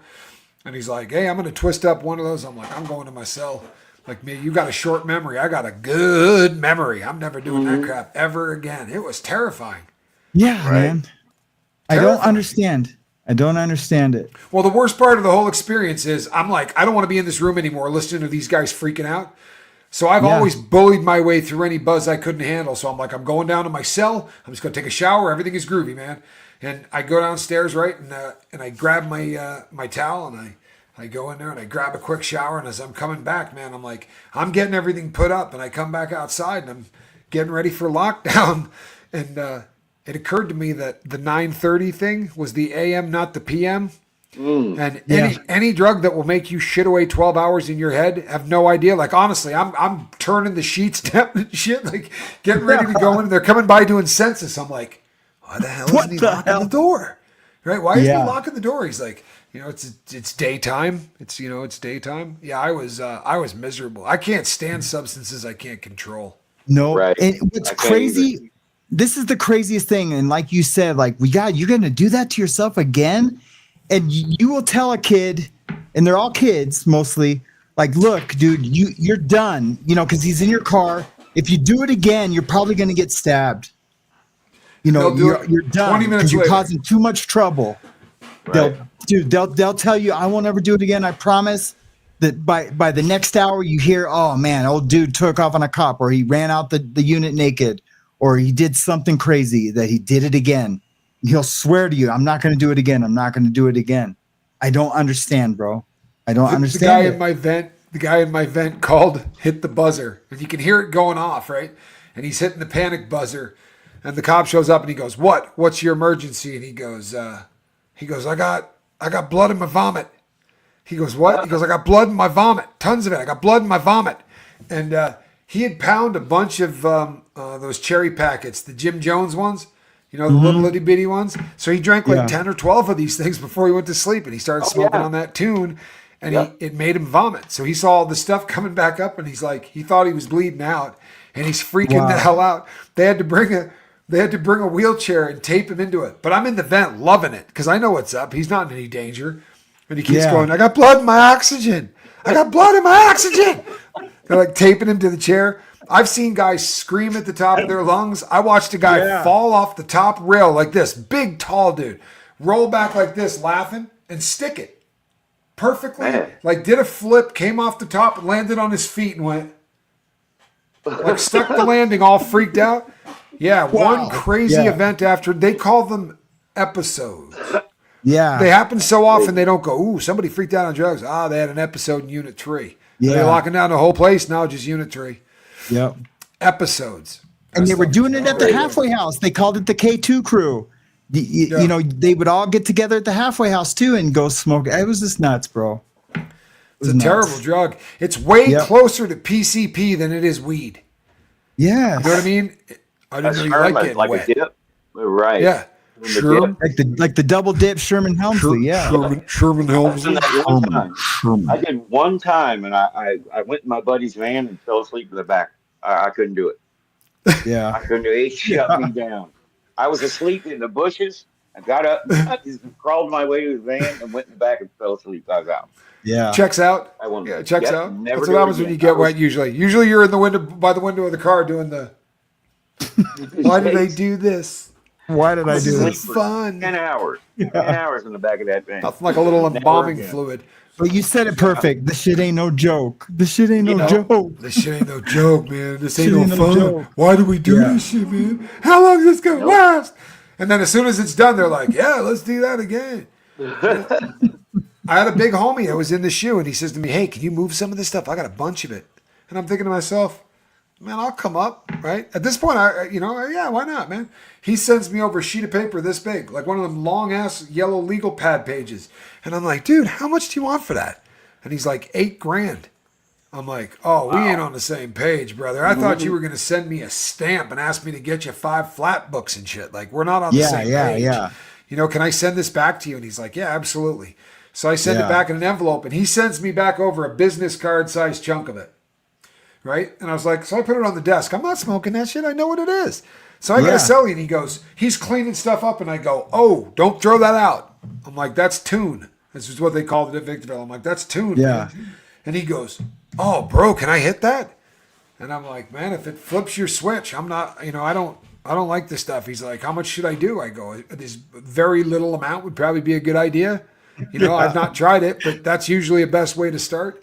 And he did it out of the toilet paper roll. He gets set up. Yeah. Hits a little out of the toilet paper roll. And then, I'm not kidding you, he gets, so you know what the cells look like. The crapper's right next to the door.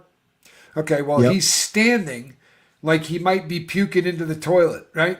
But he's locked up, bent in half, like the people you see on Kensington. He's just bent in half. And I'm looking at my watch. I know exactly what time this cop's walking. I know exactly what time. And I'm like, bro, hey, sit down on the friggin' bed, man. Cop's walking in 10 minutes. Get your shit together. Get on the bed.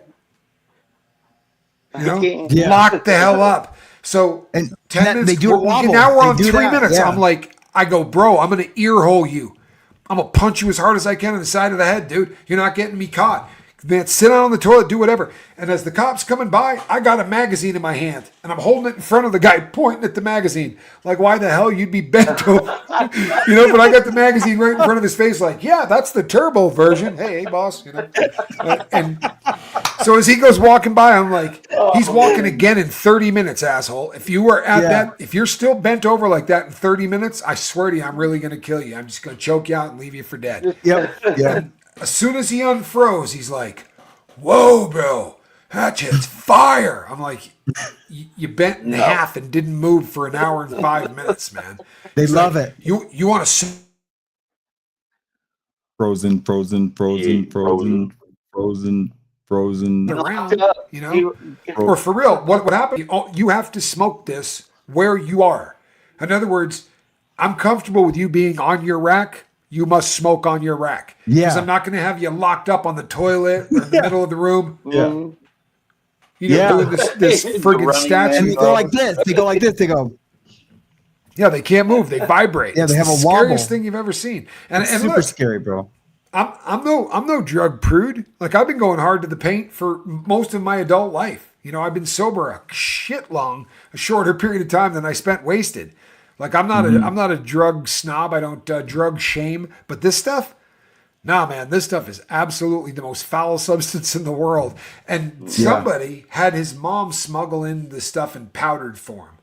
And then you can cut it yourself and put it on stuff. But you're supposed to have denatured alcohol. These guys couldn't find denatured alcohol, so they used floor stripper. They used floor stripper and this powder. And the crazy thing is everybody knew it. And these guys were going, bro, you got to get the powder back in and cut it with the floor stripper. Like, F that denatured alcohol stuff. Do the floor stripper. And I'm sitting, honestly, in the card room going, do you hear yourself? Right? Yeah. I want to smoke the floor stripper shit. Right? And I'm not known for this, but put your foot on the bigger pedal, right? Not the thin one, the wide one. Pump it a couple of times because you're going way too hard. And I ran a Cluck shop. And if you don't know what this is when you got a lot of stamps laying around. You let the junkies come by and give you stuff, and you give them. You're a pawn shop in prison, right? They call it clucking. And guys would come by and be like, "Hey, Rock, can I cluck a radio?" And you'd be like, "All right, let me see the radio, bro." And they'd give it to you. And it's like the battery case is blown off, right? And they got duct tape. Yeah. And, they're tied it together with pieces of sheet. And they're like, "Can you give me one book for it, bro?" Like, it's not worth $6, dude. I'm not giving you $6 for this. I'm like, you're just going to go buy one hit. 10 minutes from now, you're going to be in here going, "Hey, Rock, can I cluck this?" And I'm going to be like, "No, I have khakis. They give them to you, right? Those are issue. You can't treat them with clothing." For real, bro. They would cluck anything. Anything of value they would give to you. And it's just, it's the saddest shit in the world. You would go in my cell and I'd have 25 pair of shoes under my bed. Because these guys would buy these shoes when their parents sold them money for $110. And then they'd cluck them for 2 flat books so that they could take 2 more hits of that shit. They smoke it like crack. Yep. It's not something that you don't puff a J and sit down for 6 hours and chill like you do on weed. You hit this thing, you get weird as hell and act all stupid for about 20 or 30 minutes and then do it again. There's my opinion on K2. Yeah, I think we can all say it's officially a thumbs down from the convicts. Triple thumbs down. Didn't really work out. That'd be a good thumbnail right there. Yeah, double thumbs down. Double thumb. Hell no. Okay. She needs the book, not the Jim Carroll one, but the other book. I believe it was called Lessons for Convicts. Is that what it was? Education of a Felon. Yeah. I was really close. Lessons for Convicts. Education of a Felon. I was close. You were super close. We should get together and write a book like that. Yeah, like Convicts for Dummies or Dummies for Convicts or something. Do you know what's crazy? It's so good. I wrote down all of the expressions when I was in the shoe. I wrote down all of them, and I have it. I didn't write down the definitions. We would all have to get together because I thought at the time I'll remember what all of these mean. And now I look at some of the words that we wrote down, and I'm like, "What the hell is that?" Yeah, put a paragraph like a little dictionary and just send it out. Yeah, right. Maybe. Well, this Un-London. I'm sorry. The name of the book was Un-London. Now, Un-London. This is not going to be. This is not a novel. This is a kid's book, but it's a kid's book worth reading. London is really cool. The other one was called Shadowram. That's the other book that he recommended for me. And if I do not end this stream, I will officially turn into a pumpkin. Yes, sir. As I got to get to work again tomorrow morning. But all of you, do come and check us out tomorrow. You know the after the and look at that puppy. Are you kidding me? My pit bull. And I will be literally editing may be tonight. the cutest animal in the world. Yeah, she's my tiny. It rivals my brother's little white satanic cat that he got. Oh, She's cute, but don't let her fool you, man. I love that animal. Yeah. Well, She awesome needs to be show, put guys. down. Yeah, And I don't great, mean man. get rid of her. I just mean put her down, like walk by and go, you don't do anything. You're working uncoordinated. Your feet are too big for your body, like that kind of put down. All right, people. Thank you for spending time with us. We will be back next week. We really appreciate you guys coming out. This is a fun program. We have a really good time doing it. So please come back next week. Yes. If we didn't get to your question, it's Casper's fault. Between now and the next time we see you, people, please reach out and try to save somebody. Have a great night.